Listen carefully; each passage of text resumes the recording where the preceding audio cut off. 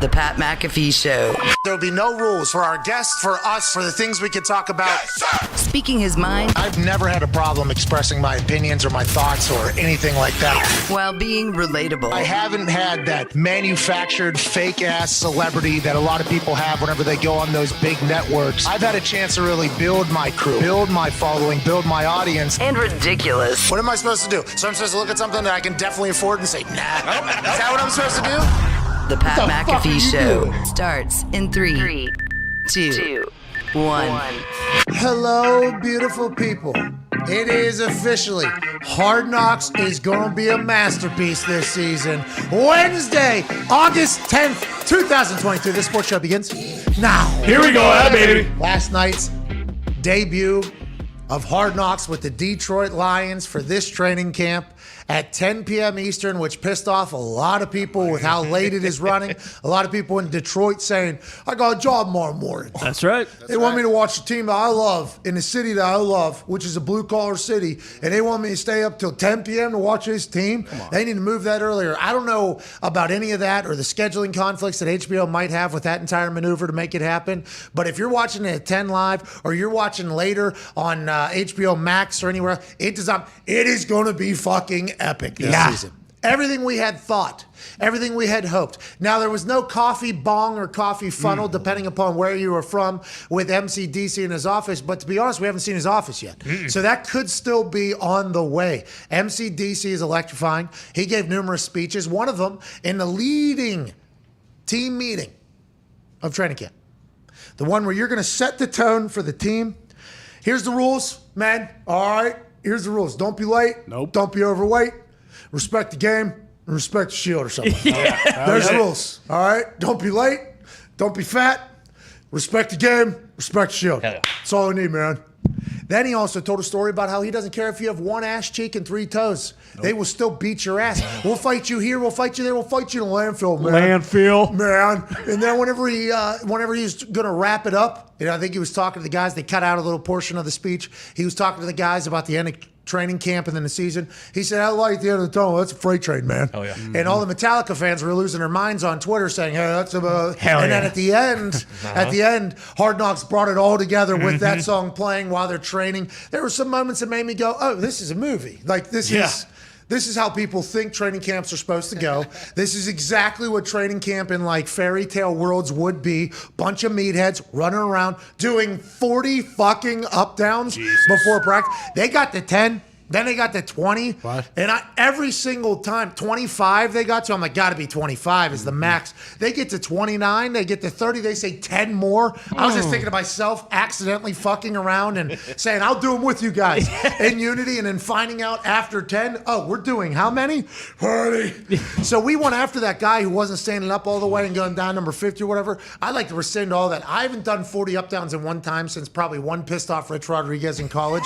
And I don't know if I could do it. I know that all the boys are in much better shape than I would ever be, but that seemed like a lot of up downs. Yeah. And Dan Campbell was doing it with a broken freaking wrist, man. Yeah, no big deal. A couple days ago, one of the dogs got me. I didn't know when I was starting to do the up downs. I taped it up. I didn't know if I was going to make it. Because the head coach, the head coach, Deuce Staley, former running back, numerous teams, won a Super Bowl, absolute stallion of a human. The assistant head coach, him and Aaron Glenn, the defensive coordinator, during team periods, running each other down, talking real shit to each other. Amazing. It is everything that we had ever wanted a NFL training camp to be is happening in Detroit. Now, if we are going to go on predictions of how the Lions are going to do this season after watching one practice or one Hard Knocks, we'd be ignorant to do as such. Right. Of course. There was a couple things I seen in that I was like, well, I've never seen a team do that. I have never seen that be okay. Somebody asked Dan Campbell about Aiden Hutchinson getting chipped at the line. And I think the way the reporter was asking the question was like, hey, are you going to... Need this guy. This is a first-round draft pick. You're getting him chipped literally before his first even preseason game happens.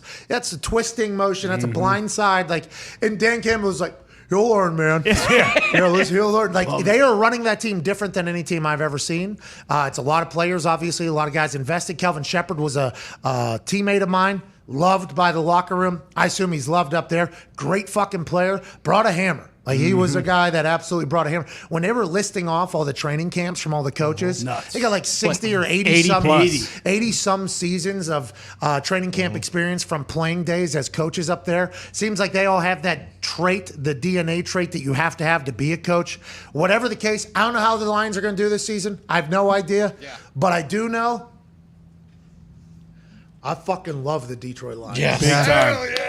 And I love what Hard Knocks is going to be. Hard Knocks, the NFL Films people, there was clips coming out from the NFL Films producers, and we have two of them on today. Ken Rogers, who is the producer of the Hard Knocks Detroit Lions, and Keith Costro, who's been on the show before. He'll be running the Arizona Cardinals Hard Knocks in the season, like the Colts had last season. The Cardinals are doing this season. Ran a little teaser at the end. Oh, yeah. Electric teaser. That little teaser at the end, no sound, just D-Hop doing a one-legged lift thing, I think, after his injury. I wonder if that was before or after the suspension came in. Who knows how long they've been filming. But we'll be talking to a couple of the producers of NFL Films about Hard Knocks. When they showed up there and they started shooting and they have their group meetings, being like, these guys are the most wide open guys. They're acting as if there's no camera there. They're almost turning it up because of cameras there. Bit. Where most places we haven't seen that. Aiden Hutchinson's performance in that team meeting, the rookie show, fucking unbelievable. Great energy. Imagine somebody doing spoken word in that now, right? Yeah. After you saw how that one went, now imagine somebody going up there and doing spoken word. That is what me and Darius and Chuck have talked about,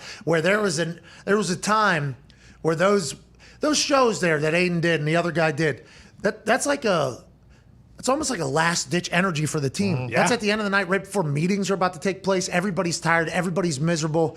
Hey, rookie, need you to go up there. We've all done this. Literally, this is everything that's ever happened. Everybody that's ever been in the NFL, unless they miss training camp the rookie year, and then they just end up going on to be a stud or whatever. Everybody has done this. So when Aiden goes up there and gets it, brings that energy, and the whole place, you see that whole place singing with him, like that is the goal. That is the goal of that entire thing. Coaches know what the goal is. Players know what the goal is. The rookies, though, kind of new to it, not understanding it.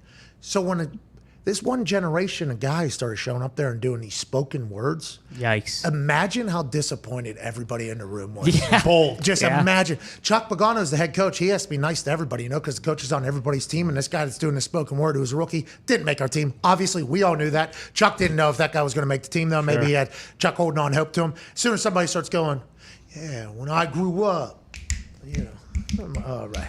Boom, boom. Okay. A lot of people checking out. Yes. So Aiden crushing it, getting it, and seemingly being a guy, by the way. I enjoyed his comment of saying, did we know we were going to do all those up downs at one time? Did we? I didn't expect that. He seems to be quite a leader, but what an electrifying show last night. What a debut. It was a little bit shorter, I thought, than some of them, but it left us all wanting more. At Ty Schmidt, at Boston Connor, at Tone Diggs, all watched it. Foxy, you're rocking the MCDC shirt. How pumped are you? You guys were so hyped for this because it was all positive momentum. People were betting on the Lions. People like the Lions. Yes. There's a new, sheriff in town almost. And the NFL Films people were putting out clips saying, we're getting the best clips we've ever gotten in the history of Hard Knocks. All signs were going towards like good news for the Lions. Last night was a smashing success, Foxy. Yes, sir. I got 3 quick takeaways for you guys. Number 1, that was probably the best hour of Lions football I have ever watched in my life. All right, congrats. Congrats. Thanks, NFL Films, for doing that. Shout out them. They did great. Number 2, MCDC is the perfect coach for Detroit, for Michigan, for the Lions. He can coach forever. I don't care how many games he wins. I don't care how many games he loses. He can stay forever. I fucking love Hey, baby, MCDC. Hey, MCDC. Come on, D's, man. Last one. You did. You did. Yes, you did. You did. Old school, man. And last one, we kind of hit on this, and this one's really important.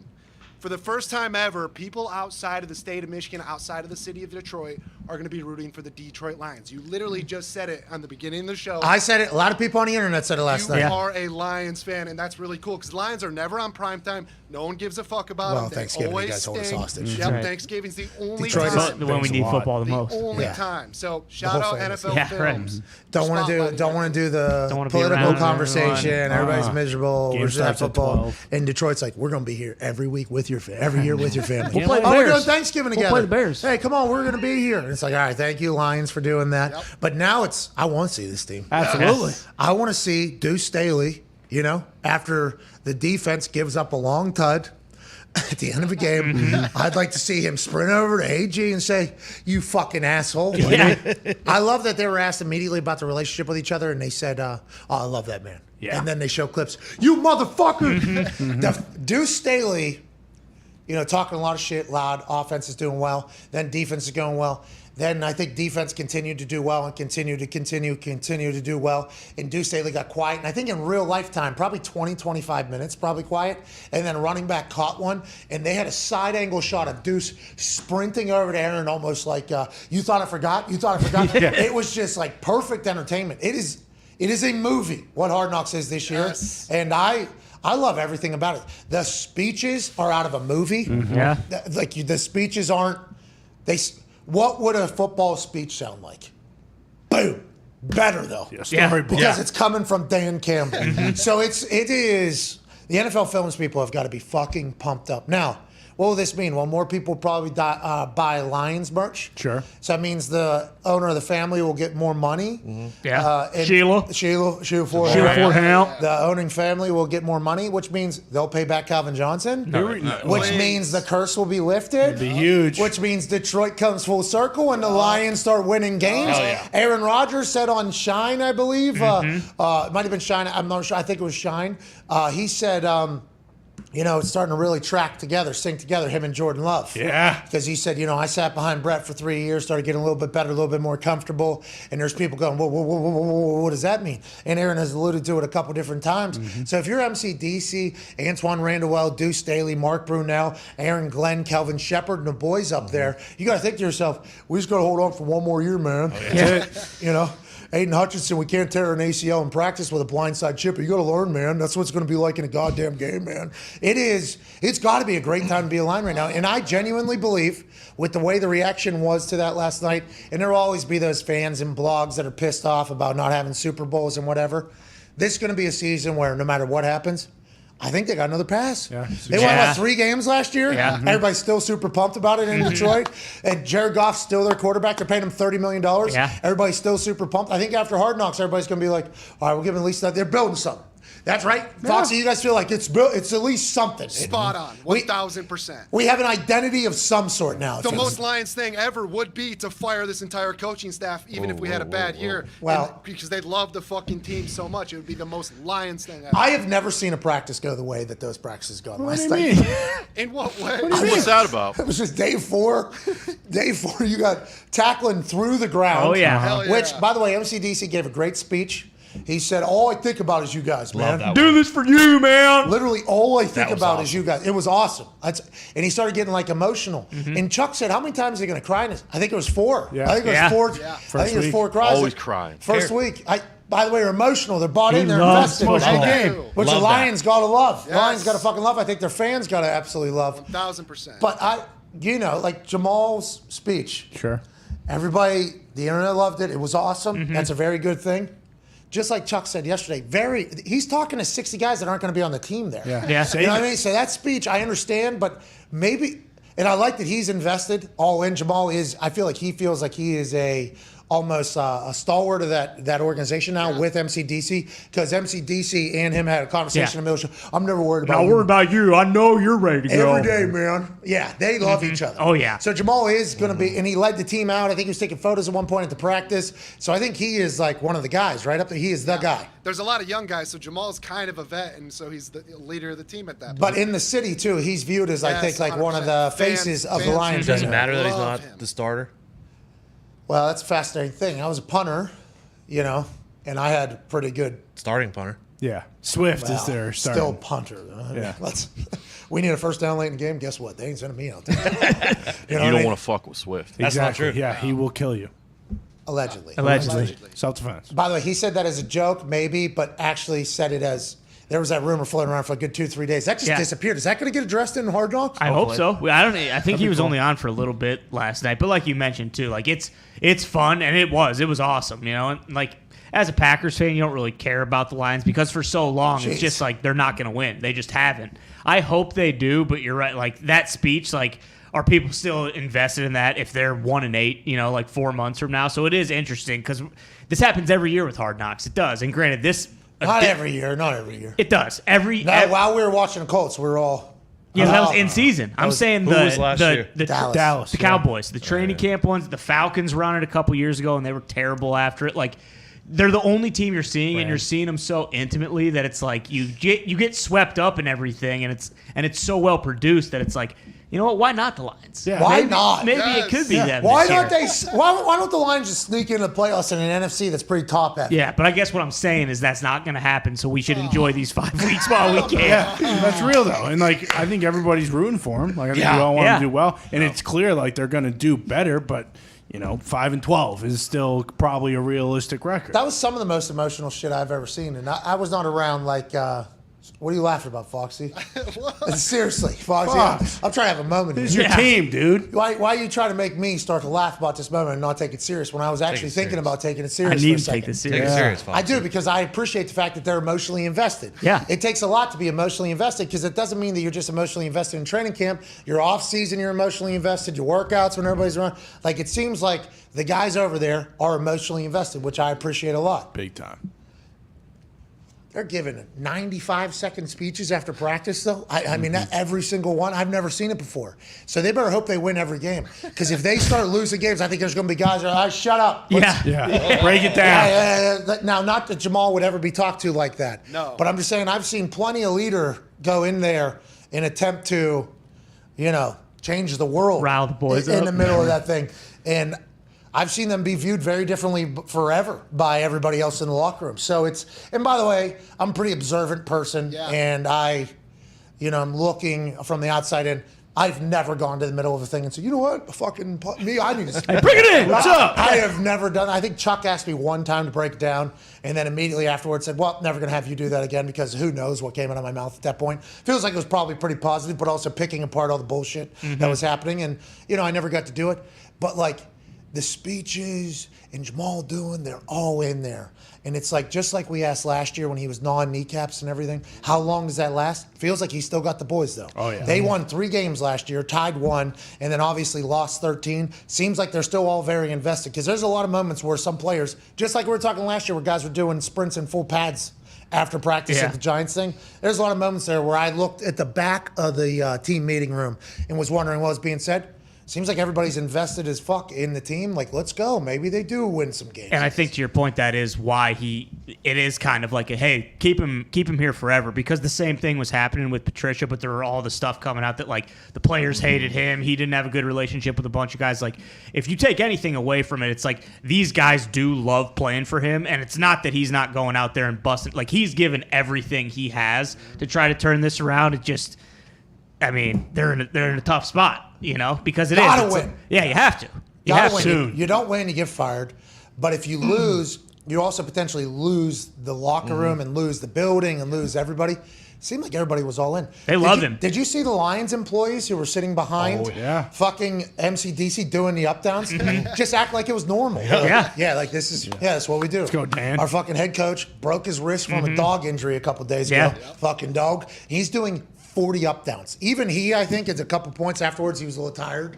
I like that he had to catch his breath while the team was breaking it. Like the head coach, I was fucking hot. I expect that. Like, I enjoyed that everybody's just like, yeah, this is how it is. This is how we're doing this. Kelvin Shepard talked about potentially cutting his dreads. And MCDC was like, hey, Don't you dare. Man, you do what you got to do. Like, you be however you want to be. So that's a very freeing feeling. Gonna have to win games, but God damn it, I hope they do, and I hope we have a full season-long follow-along type We show. as a society, we as NFL fans, we need Dan Campbell and the Detroit Lions team and staff to succeed, because I'm tired of this Ivy League bullshit. I'm tired of the LaFleurs Stats, and the analytics. Shanahans, the fucking Stefanskis. McVays, the fucking McDaniel. I'm tired of it, okay? Now, listen, we We don't need have any football. problem. We need football. Okay, we don't have any problem with those guys. We're just saying it seems like it's going to be all those guys. Correct. And we would like one for the Stooges. We Exactly. would There like you one go. meathead in there. Vrabel won Coach of the Year last year. Fucking Dude, great that's step. us. That's great us. step in the right direction. Hey, congrats, data people. You're getting more hired. You know who the coach of the year is? Guy that has 4 patches in his mouth. Exactly. 4 cigarettes. Yes, 6, a pack in his back pocket, and just got done drinking. That's good news for us. We need MCDC to build on that. We need Deuce to build on that. We need Randall. We need all the boys to build on that, okay? You're right. I didn't even look at it that way. It is kind of a little bit of a battle, isn't it? It is. Absolutely. It is a little bit of a Now, granted, I think Belichick, who's been an analytics guy since front, he's a football guy. That's right. Yeah, for I think sure. now their offense stinks. Well, True. It does. not the whole thing, but there are definitely parts. I don't know. I've seen some headlines. Now, once again, part of the problem. Headlines don't Part of the tell a problem. story. Yeah, it's part of the problem. Just reading a headline. But when I see like 10 headlines pretty similar, I'm like, Oh, yeah. Or there's smoke. There seems like this is a pretty leading there. The Patriots offense is fucking dead. What's going on? Why do you guys stink so bad? Why is everybody saying you guys stink? Have you looked into this? And Oh, yeah. are you worried at all? Now, we are only however many days in a camp, and there is still 10 more weeks of growth before football even comes close to mattering. Yeah. And the amount of growth that you can have over 4 weeks, 5 weeks, 6 weeks, whatever, is life-changing, especially with a new system being implemented so people learn things. But why is everybody saying you guys are like dead? Everybody. Yeah. Now, I know that's a popular thing, is the wish for the Patriots to be dead. Sure. But everybody's saying you guys fucking stink right now. What is the problem? So essentially, when Mac Jones and the offense goes like 7-on-7, Skelly and Mac and the whole entire wide receiver group and tight ends go off, do their thing, they're perfect. They're rolling down the field, 5-6 plays, doing hurry up, everything's working great. But when we come together for 11-on-11, the offensive line just kind of melts. So I'm not too worried about that, especially because of the fact that the strength of the Patriots team, their best group, most depth in a group is probably the defensive line. So there's that kind of thing to fall back on. But yeah, apparently learning the new offense, the new scheme, the new, zone running. Cavalry ain't coming, Connor. No fullback. That's the thing. We have the cavalry, but I don't know if the brains. Yeah. Tell him. Yeah, the getting the actual playbook down seems to be a massive problem, especially for the O-line. What? The O-line is having a problem Yeah. getting the playbook? Joe Judge By is doing a far. good job coaching the boys. That's Patricia. Patricia's O-line. I don't know if Patricia's thinking, I got to make up some of these plays and not help the O-line, but also our offensive line coach, Dante Scarnecchia. One of the best. Absolute beast, dog. Actually lost the Super Bowl. Scarnecchia comes back. We win the Super Bowl. He is no longer with the team. He was a stalwart for Bill on the offensive side for O-lineman. Never won. Who? Scarnecchia. No, he did. When he left, we lost the Super Bowl to the Eagles. Ah. And, how that Super Bowl ended, Brady got blitzed, gets destroyed, fumbles the ball, kind of a breakdown up front. Now Scarnecchia is gone again, and unfortunately, it does not look good for the O-line. They are not talking highly about the New England Patriots, but once again, we are a show that is firmly in the camp of Bill Belichick will figure it out. Yeah. Max said the same thing, too. We say this about Tomlin as well. Like the Steelers in an interesting rebuild right now. They're not calling it that because the defense is so damn good and they've invested money. They don't have a quarterback. The offense, not a lot of notable names, but Tomlin's there. So let's assume they're going to win a bunch of games. Yeah, exactly. Just like Bill, but he's going to win a bunch of games. They're going to be in a playoff conversation at the end of the season. That's just how it goes whenever you have a better coach than everybody else. But these narratives that people are building about Not you guys. It's definitely worrisome. Hopefully, we get a couple games where there's like 50-mile-an-hour winds and we're just running the ball 60 times. Yeah, but you don't have fullback anymore, right? No. It's a completely new set. So you don't want that. True. Hopefully, we have a bunch of games where there's no wind and we can only throw the ball 60 times a game. That's Good point. Yeah. Good point. Put a Opposite. dome. Yeah, put a dome on Foxborough. Yeah, well, they are adding on to Foxborough, so that opened end that Thank would always God. mess up the wind. That's gone. now. That thing was was quite a fierce competitor. Yeah. That stadium up there. It's because Kraft and them could control Yeah, the control wind. the Yeah, wind. exactly. control it, Just turn on the fans like a couple miles down the road. Oh, just like the ones in Qatar. Yeah, Yeah. exactly. Yeah. Well, the ones in Qatar, though, are for Saudi people, and those are bad people, and they're not for the ones that we have in New England. What are you talking about? That's for the World Cup we're talking Yeah, about. we'll see. Well, the World Cup, by the way, has been preparing for like 22 months, I think they said. Something like that. Even more, I Maybe think. 3-4 years. Yeah. They moved it to the fall because it's too hot in the country. Now they had the schedule set, had marketed the schedule, have TVs set up, and I assume marketing deals. They're going to redo the schedule. They got to redo the schedule a couple of months before. Interesting comparison. Gotta redo Interesting comparison we all just made there too. Patriots can control the weather. Saudis control the weather. All right. Patriots have spies and organizations. Saudis got and spies in Twitter. I mean, Well, isn't Twitter just kind of wide? I don't know. I thought everybody can spy on everybody on Twitter. I thought that was the thing. Whatever the case, we are too dumb for all of that. But I will say the soccer Lombardi is in shambles right now. Yeah, for sure. And I'm tired of everybody talking like that's a more important tournament than the NFL playoffs. Yeah. Oh, who's saying that? The world. Yeah, that's Well, ridiculous. they're a bunch of fucking rubes. No, it's not. Tell 'em to Okay, shut up. We're playing it in Qatar. No one's gonna care. We are going to care when the United States wins Yeah, it. I just Yeah. hope we don't play on Sunday because Bingo. guess what? If I'd rather the Packers might be playing the fucking Dolphins or something, and I'm gonna Whoa, have to kind of a shot at the Dolphins. Yeah, I didn't whoa. mean to do that, but Yeah, they you play did. on Christmas, and that's around the time of the World Cup. Like is. if USA's in the semifinals and the Packers are playing on Christmas against the Dolphins, like. Guess what? I don't give a fuck if we win or lose in the World Cup. It's very negative about the soccer Lombardi, But but, it's true. soccer Lombardi has been treating itself like a clown show here for Yeah, the last exactly. few years. So what why do should I care? What do you want us to do, dude? We're just trying to What am cover I it. supposed to do? Joining us now is two people that caught the tail end of a hilarious conversation.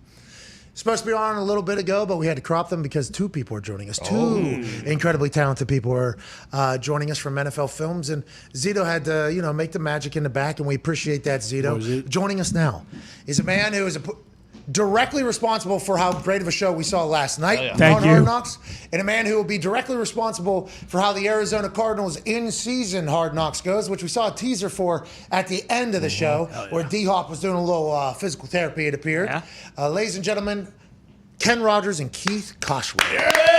Ken and Keith! Boys, Back, fellas. Great to see you. hey, how are you doing? Thank you for joining us. Keith on the left, Ken on the right. Ken, I don't remember you having that big of a fucking dome the last time I checked. Hey, you used to hit some people, huh? You played football? No, I was about to say that to you. I didn't remember that you were so skinny. Oh, thank you. I appreciate that. That means a lot. You gotta, like, if AJ Hawk was on here right now, the first thing AJ would say, hey, Ken, you got a good head. Were you a football player back in the day, Ken? Or I was not wrestler. Oh, There it is. shit.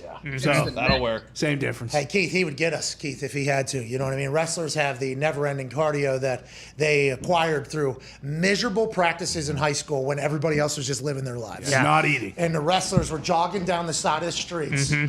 Garbage bags. Garbage bags. We're in a garbage bag. Oh. Spitting in a cup. So much respect for the wrestlers. The amount of commitment to misery that you have to have when everybody else seems to be enjoying their life is something you can never teach anywhere else. All right, let's dive in here. I'll start with you, Ken, because we watched your episode last night.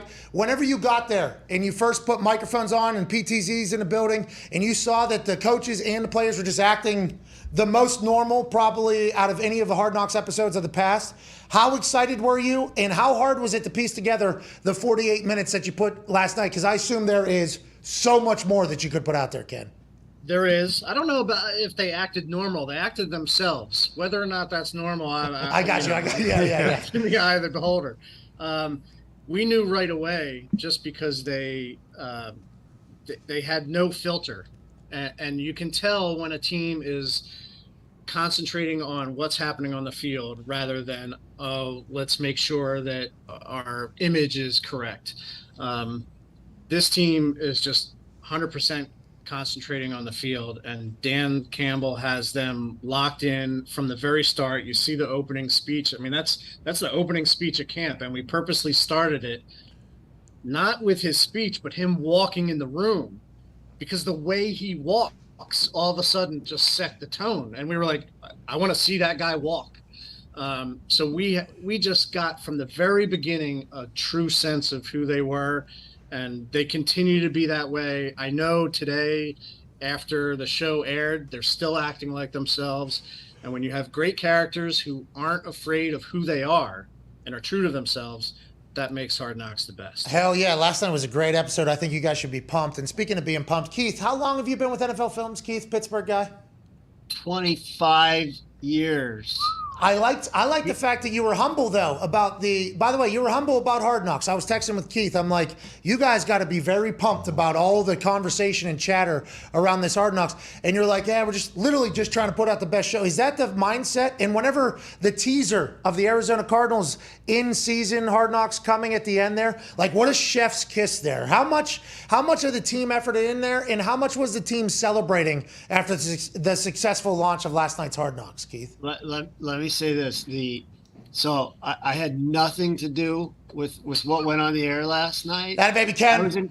I was in Cooperstown watching my kids play baseball last week. Oh. And we had a small army of people here, led by Ken, Shannon Furman, our senior director out in the field. Like the amount of work that goes into getting that hour on television and making it coherent and entertaining. Of course, if you got great material from the people that were on that show, you're thrilled. But they shot 500 hours in the last 10 days. That's 500 hours, and you get to put 1 hour on TV. And for it to be on and to be in that shape, I'm like a proud brother today. You know, when your brother or your sister does something. Like my brothers and sisters accomplished something really extraordinary last night. He's the Aaron Glenn to my Deuce Staley. Oh, I get it. Yeah. So, hey. Remember, I told you guys, you said, what is a senior coordinating producer? That's my job title here. The first time I came on, I said, I don't fucking know what a senior Ken's the other senior coordinating producer at NFL Films. And we've been doing this. Ken's been, what are you, 22 years? 21. 21. Yep. We've been working together on Hard Knocks. We started working on Hard Knocks together in 2007. When we rebooted it with the Chiefs. Hey, did you think you guys it was getting stale a little bit? Did you think there was a chance it was getting stale with how? And I'll ask you, Ken, because like with social media teams, like the Colts teams, and like every team now has their own behind the scenes thing. Everybody was doing Hard Knocks, but. I mean, I think we all know this. The NFL Films is like the 33rd owner in the NFL. I mean, since the beginning of time, the way the game has been displayed and produced and projected, Steve Sable, everybody over there, it's a beautiful relationship I think NFL Films has with the NFL, and I think there's a lot of respect for it. But did you think Hard Knocks was getting a little stale? I know the in-season thing, brand new last year. They go down to Clowntown and lose. Yikes. Unbelievable. But like this year, it feels like a rebirth almost. Like the amount of excitement about Hard Knocks, it feels like it was like 10 years ago again, doesn't it almost, Ken? Listen, it's hard. It's been 21 years since the first show aired. The show is an adult now, a drinking adult. And, once in a while, you just need to feed it some alcohol and let it, rip. And I think this year feels fresher. I think that's because of the team. I think it changes every year where some teams really go through camp trying to avoid an injury, trying to repeat the success they had last year.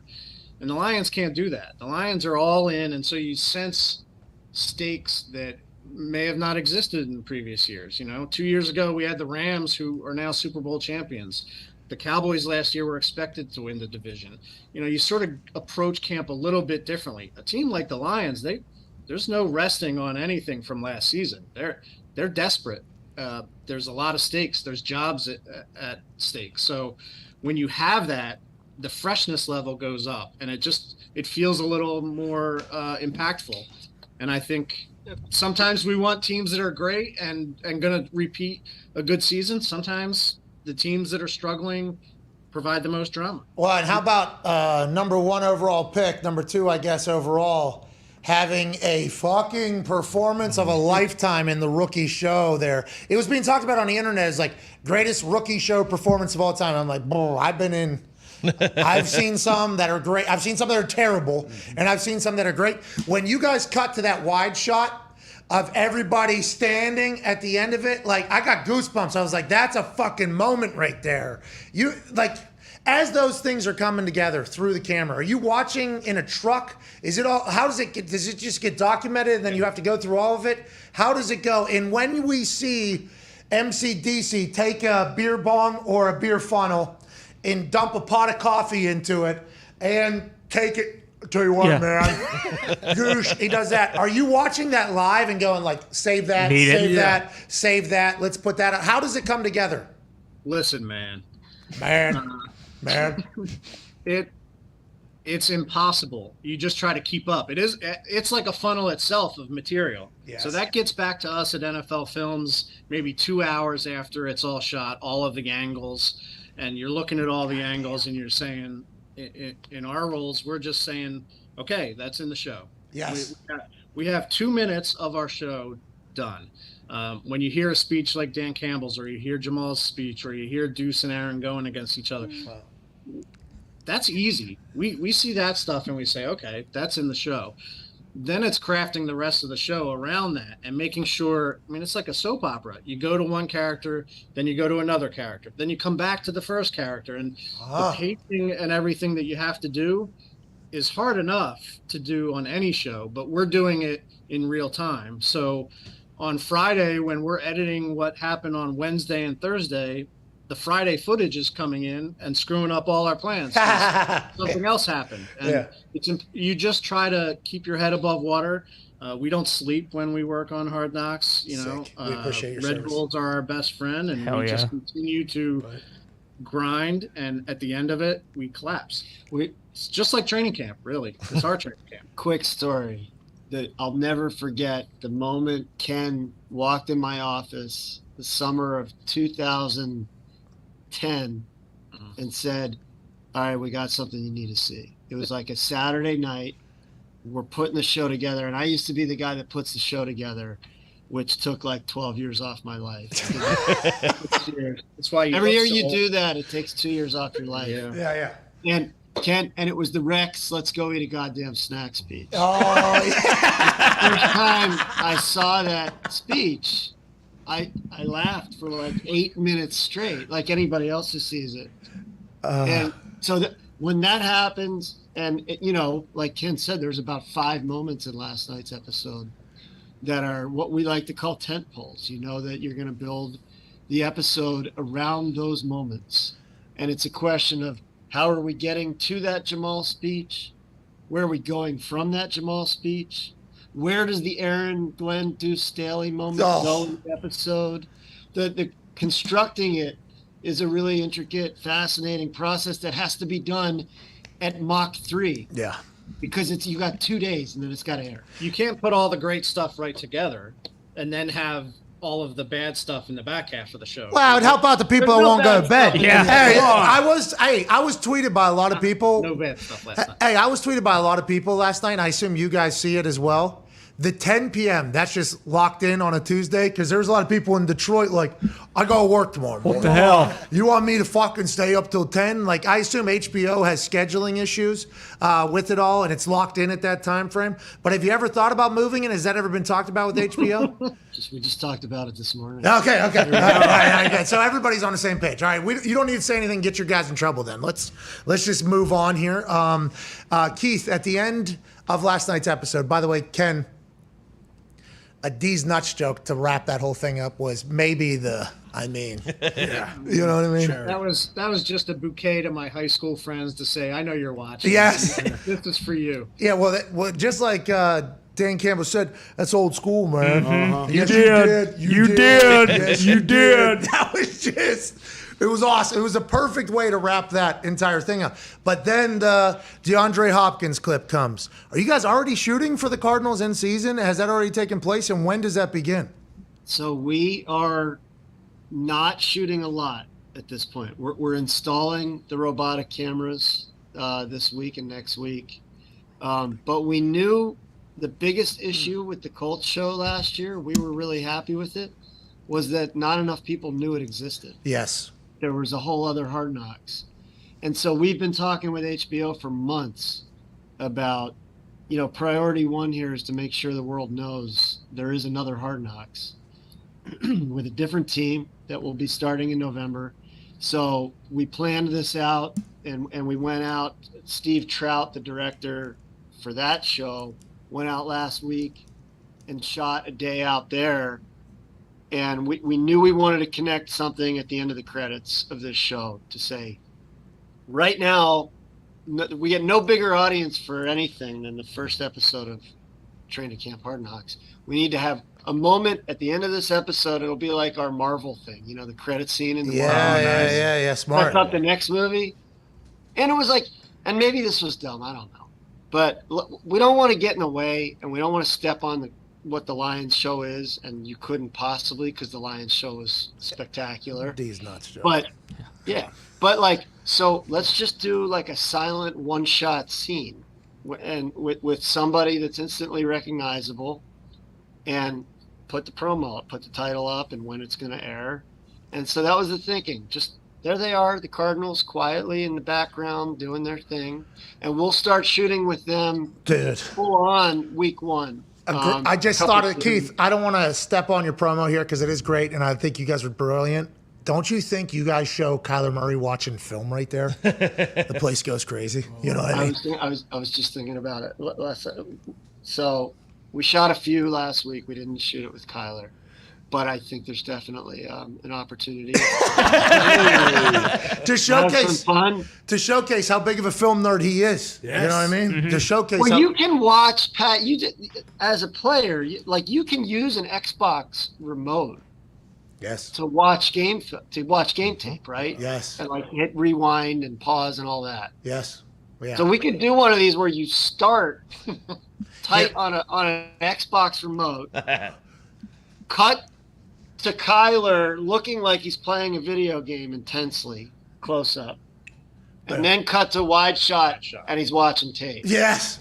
Now we're bringing it and all. Kyler looks at the camera, breaks the wall, and flips the whole world to birds. Yes. And then I feel like that up. should be the last one. Yeah. Dude in Cliff Kingsbury's house, too, that wanted to draft with the drug lord look in the back there. Oh, my God. Now we're starting to really do it. So this renewed energy, though, behind Hard Knocks. And I don't mean to say this as Hard Knocks has ever gone down, but it feels like when you do something for 20-some seasons, like the renew. How are you answering this episode, Ken? Like, how do you, and that has to be a conversation now that you have to have, and I'm sorry that I'm so negative, but that has to be what you guys are thinking as well. It's like, hey, this may be the greatest Hard Knocks of all time last night. I mean, honestly, in a lot of people's minds, probably going to say that with the way it all went. And Deuce coming back at AG, seemingly 20-some minutes later, after the offense finally gets back on the board almost, and saying, like, you forgot. You forgot. I was like, that was magical. What do you do next week? Do you kind of take what you thought was successful this week, or is it just whatever the best shots that come in? Like, how do you continue it for, another 4 episodes or whatever now, Ken? I mean, that's exactly what we just spent hours talking about this morning. I mean, I heard you talking about Coach Belichick, that we're on the show too. You know, after this interview is over, I won't even think about show 1 or how good it is. No, you got to celebrate a little. Yeah, come on. Listen, we are in day 3 of shooting episode 2.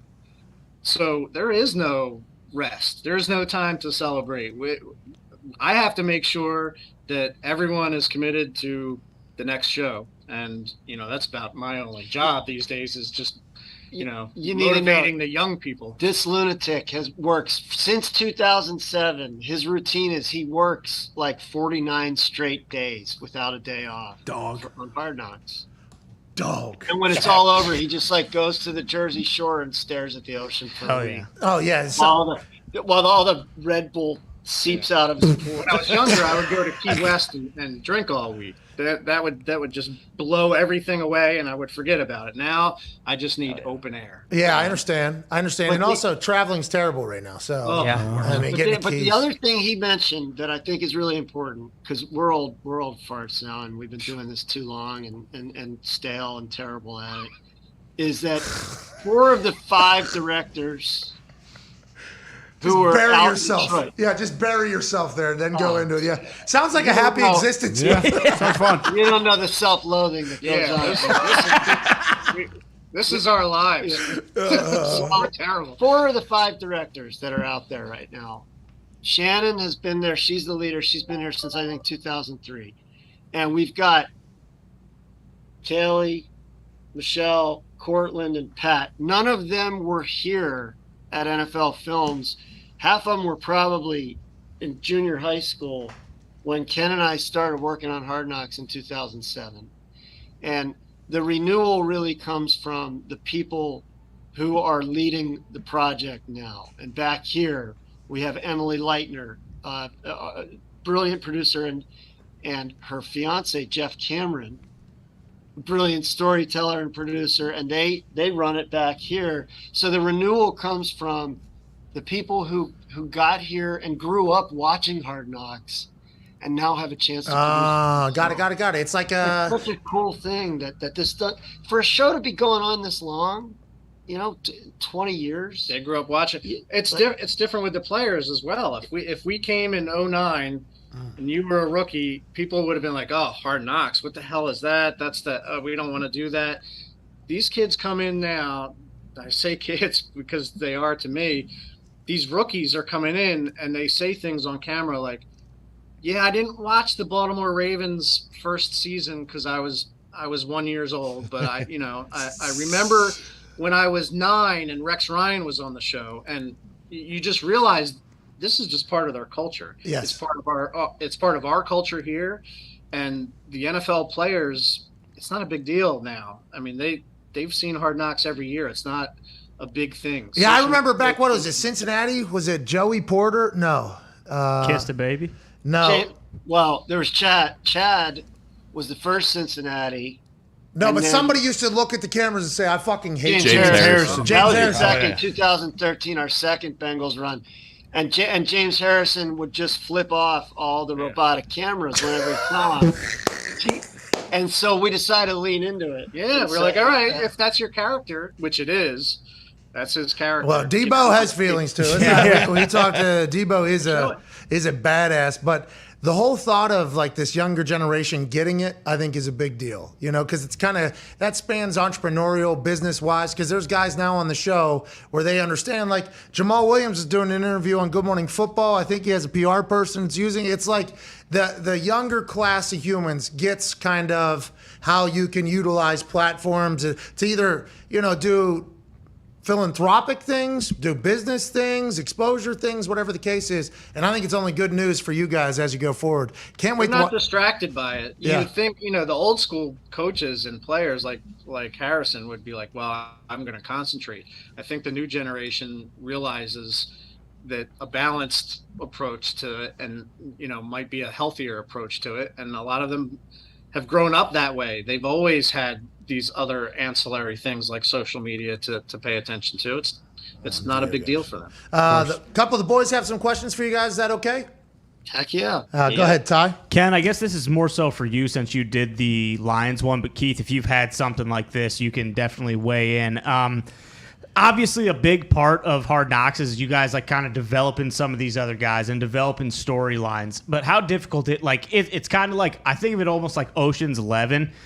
You guys have Dan Campbell is fucking Danny Ocean. He is George Clooney. Like, we love all the ancillary stuff, but like, how tough is it to continue to kind of like build these storylines when like, hey, we have 9 hours of shit that Dan Campbell said that we could use. Like, so why don't we just go like, and everyone's talking about it. You got to go full steam ahead, man.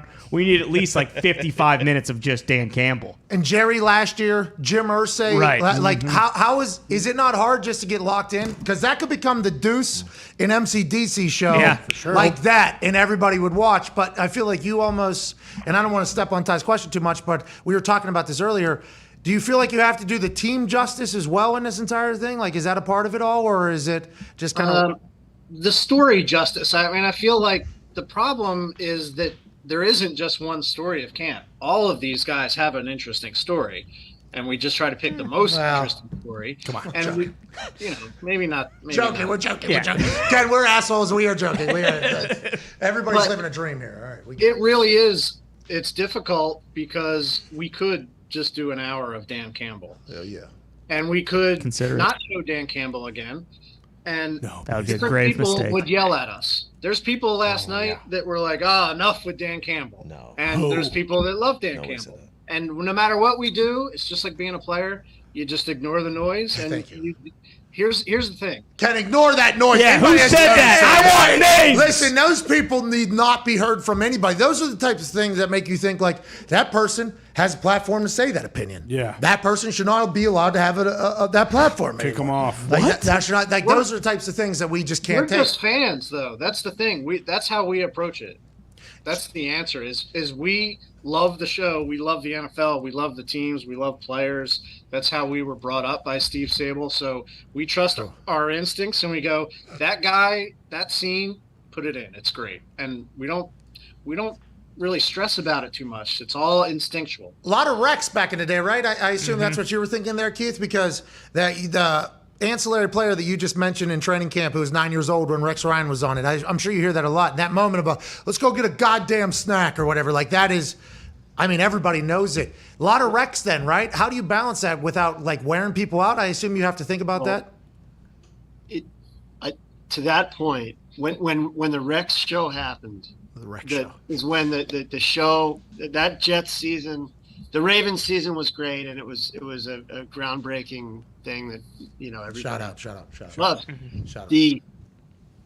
When the Rex season happened, and all of a sudden Hard Knocks was on the back pages of the New York Post, that was a holy shit moment for all of us at NFL Films, and even Steve Sable. We're in Steve Sable's office right now. Oh, breathe in that air. We talked about this. We talked a few weeks ago. He's got there's the vault. Yeah, it's all those note cards, individual note cards. Note cards of all of his favorite people back here. We still keep his office. You're not in but it's a meeting room now. But even Steve said, I can't, people care about this show in a way that they had never responded to anything NFL Films had done. And that's something that is so special to us, that people care about Hard Knocks, good or bad. They're usually pissed off at it and say it sucks. No, stop. Don't listen to the negative. Don't listen to the negative. Block out the noise. The Cowboys again. Blinders. But the show, people care about it. They want it to be great. Everybody feels like they got a stake in Hard Knocks.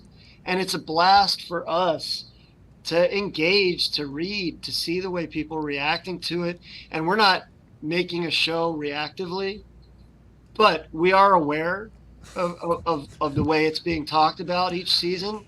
And Ken left out one thing, like first and above all, we just love telling stories and making football movies, movies about anything. Well, you guys are artists. To make a movie in a week with that kind of material. You should make a show about that. Have you made a show about that yet? Because there was 5 days to air, I think. The South Park. The South Park. They did like a 1 week or 2 weeks of the South Park. You remember watching this? It was awesome. It was like watching them actually stress, and then them probably how you guys feel when they turned it into comedy. That's a piece of trash episode. That is so bad. That's the worst thing we've ever done. And then they walk back, and then the reaction is greatest South Park of all time. And then they sit back in that room and they just start stressing again. They're like, all right, here we go. And then they get it done. They're like, wow, there's the worst show we've ever done. And then it's loved. It's like, that's a good show you guys should think about doing, because 500 hours down to 48 minutes or whatever it was last night is not easy. Obviously, that is not easy at all. But like the stresses that it has to go through in the behind the scenes would be fun to watch. Your ass sweat a little bit, Keith. Back when we were younger, when we would finally lock picture on an episode, Ken and I would have a bottle of bourbon in my office. What? And we would start hitting the bourbon, and we would tell each other how great we are. Oh my God, it's you. You're the best. You're the best. We are so good. When do you have to turn that in? By the next morning, oh God, this show sucks. When do you have to turn that into HBO? It goes out around 5 o'clock on show night, so we're feeding it a couple hours before. When's final edits? You're going 4:30, 4:45. Is it like is it crunch time? Yeah, but this is nothing, because now we can feed and everything's done digitally. In the past, when we started in 2007, we had a driver that actually drove the tape to New York City from Mount Laurel, New Jersey here. Damn. And I'm not kidding. If the New Jersey Turnpike was backed up and there was a major accident, we had a helicopter on standby where we would fly the tape to New York City, land on a rooftop, run down the steps, and deliver it to HBO, put it in the machine, push play, just in time. That's how tight we cut it. This is now, I don't want to speak for anybody. You guys got big brains over there, but it sounds like your NFL Film social media strategy should potentially be this shit that you're talking about. It feels like that is footage that the internet would love to see. Absolutely. And when you think, do you try to judge how a team's going to do while you're watching it? Do you guys have that inside, like the Lions, for instance? I have no idea how many games they're going to win after watching last night. Right? I know I'm a fan of their team. Sure. I know I like their team. It felt like I was watching a movie of what an NFL training camp's supposed to be like with the like the motivational quotes and the speeches and this and that. It's like, holy shit, this is out of a movie. Do you guys get a feel on how the team's going to be, or do you just ride the wave like us of almost emotionally? Yeah, I don't think we don't think we're that smart when it comes to actually knowing what football teams need to be great. We've been surprised so many times, but we buy in 100%. I mean, I can tell you that when a team that you are following and loving, whether it's for Hard Knocks or another show, when they don't do well, I mean, I've been in tears. Clowntown last year, Clowntown. Oh God. Look, give me that PTSD. That was a joke. That broke Did our it. hearts. Yeah, it did. And what you do become a fan of the team. You want that. We want the Lions to succeed. First of all, the trust they've shown in us to let us come in and do the show, and we go through this every year. Just to let us do this. Let us capture you at your workplace all day, every day for 6 weeks. Who would do that? And make a show. Put it on HBO. Well. We want nothing more than embodiment. for the Lions to have an incredible season and play the Cardinals in the NFC Championship game. Well, we hope that happens as well. That'd be great news, Probably except not, for the but Packers it's probably not fans. gonna and happen, Anybody else? They might. Hey, this Lions might win some games. Shock the Yeah, world. some Win games. 6 games. No, that Absolutely. Billie Jean moment That was sweet. That whole team that's the number 1 overall pick. He just got done telling a team, probably 50 guys in there have no money. Right? From Michigan, signing bonus, $22 million. Everybody, woo! That happens every single time. That's supposed to be like knock them down a peg, kind of humble yourself in front of everybody. Then he comes out and just starts killing it. crushes And them going crazy. That's massive for the team. I mean, you guys captured it great. Last question here. Go ahead, Connor. Yeah, Ken, when you do Hard Knocks, then, for instance, like Jared Goff, he was on it 2 years ago, now he's on it again. Do you tell him, like, hey, Jared, sorry, but, we already got your story, we're not going to really follow you this time? Or do you ask him, let's mix it up? Do you have a golf course in Detroit? Or, what do you do with that type of situation? Repeat characters. Listen, we did not choose to follow Jared again, and he is such a good sport that we know there's other parts of his story to tell, and we're going to tell them this season for sure. Whoa. I mean, the last time we saw him, he was going to the Super Bowl, as a Rams quarterback, and now he's in Detroit on a rebuilding team. There's plenty to talk about with Jared Goff. We don't have to worry about finding a new storyline. We have it, and we'll be talking about it. He had a golf course in Los Angeles. Super Bowl, just got paid. How you know Jared Goff? This guy's so cool. All over everything. It's like Ryan Gosling. And then just a couple months later or whatever, Sean McVay gives a speech from a pool in Cabo on a Zoom call saying we can either, be okay, win 9 games, 10 games, or we can let our motherfucking nuts swing. Yeah. This is Sean McVay's actual words. And go get a great quarterback and win the world championship. Get him out of... Hey, sorry about it, Goff. You're going to Detroit, dude. See, they get the sun maybe 1 month out of the entire year. LA, the golf course. You're not going to have the golf course open as much as it was out here. And they bring Matthew Stafford, and they win. They win immediately. And Goff still being like an upbeat person, it seems like still having that self-confidence. That's awesome. That's a story that I think a lot of people will actually be interested to hear. I mean, a guy who is living where he was living in Los Angeles and returning to a town that's sort of blue collar personified. I want to see how he is making that adjustment. Hey, don't be late. Don't be fat. Respect the game. Respect the shield. Goddamn It's all right. the rules, man. Before we get out of here, we can't thank you guys enough for joining us and for all the work you've done for NFL fans. I think we have another announcement to make. Really? Yeah, hashtag Up to Something season was a pretty busy one. Wasn't it, Keith? Hey, there was a lot going on that Up to Something season, wasn't there?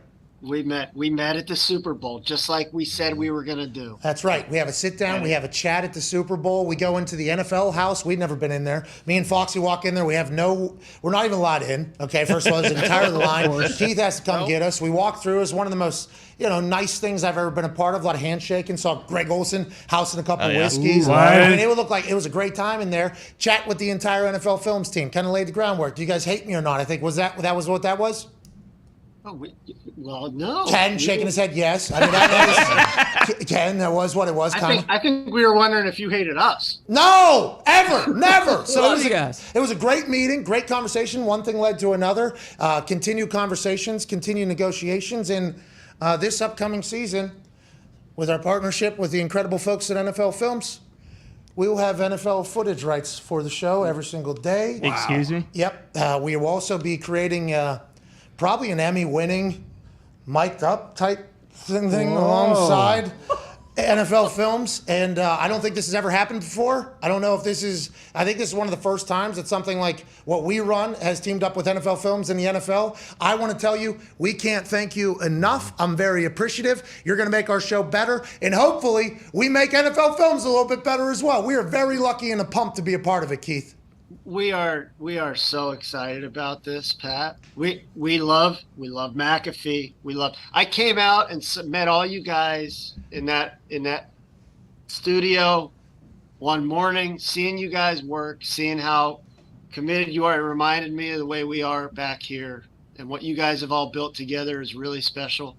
What you've built, Pat, is special, and we could not be more excited at NFL Films to help build your show into something even bigger.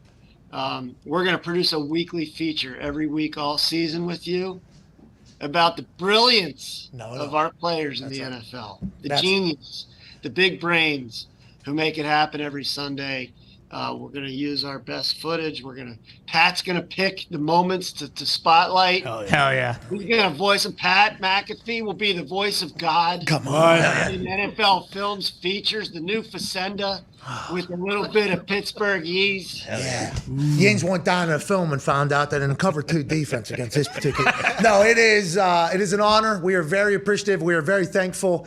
And I hope we can showcase the NFL in a way that, although a lot of people have done in the past, we want to do it in our own special way to hopefully grow the game and grow the league. I appreciate the hell out of you guys. Good luck with the next Hard Knocks. And I can't wait to do this season together with you. It should be a blast. We're going to have a blast. Thanks for having us. Ladies and gentlemen from NFL Films, one of our new partners, yeah. Ken Rogers and Keith Cosrell.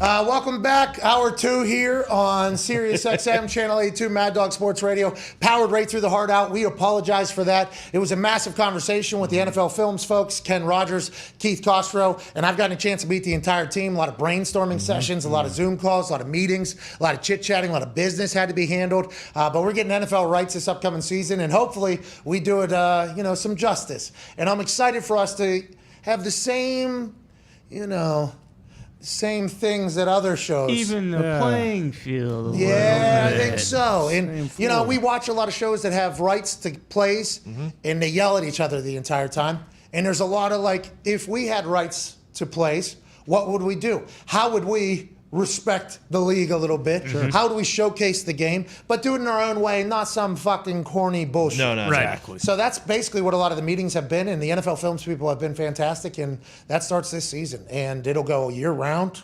So even next offseason will be, that'll be a lot better, I hope, for the offseason. We'll be able to relive some moments. They're going to be creating a feature. I mean, we are very thankful and excited. So thank you, NFL Films. Thank you, NFL Films. Up to something season, not done yet. Ooh, really? Yeah. There's a lot. I mean, that's a massive deal that took yeah. place with NFL Films there. And if you saw the number that it was associated with, you'd be like, yeah, massive deal. It was, absolutely. But that's huge for our show, man. And look, we were in a basement at one point. We're in the back of a box truck.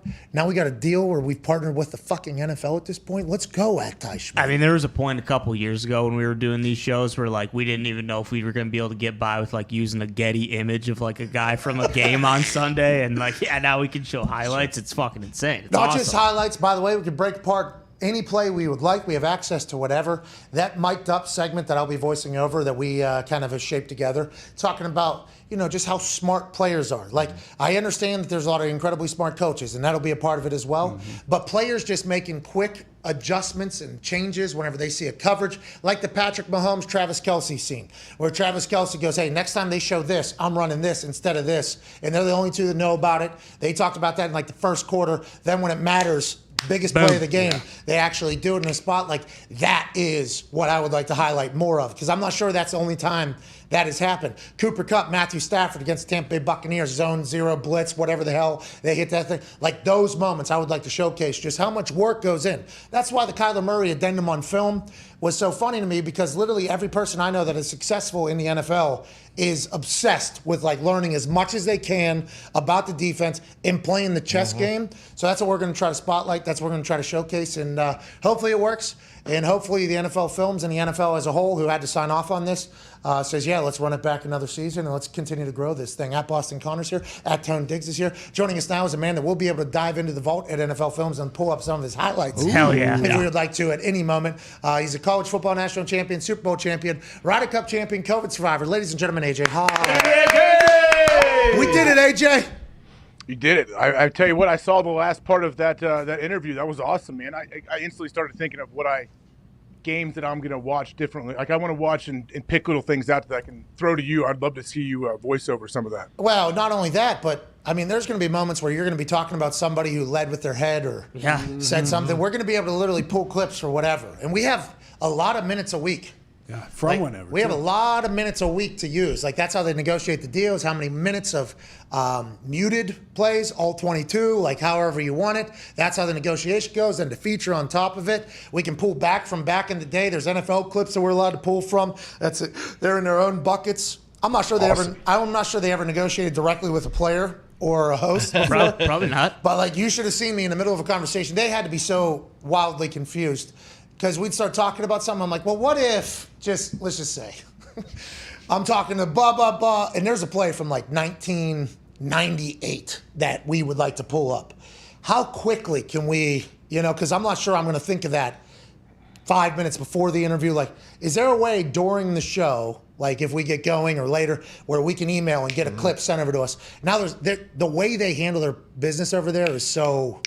I mean, we have like a point person over there that we deal with directly who's going through the vault. Everything's filed, everything's categorized. Boom, send it over. We got people that stay up all night on Sunday basically filing it all. They're trying to make it as easy as possible, and I think it should make our show better. It should make our show better, AJ. I think it should. Yeah, I'd say, are you going to have a full-blown telestrator in the Thunderdome?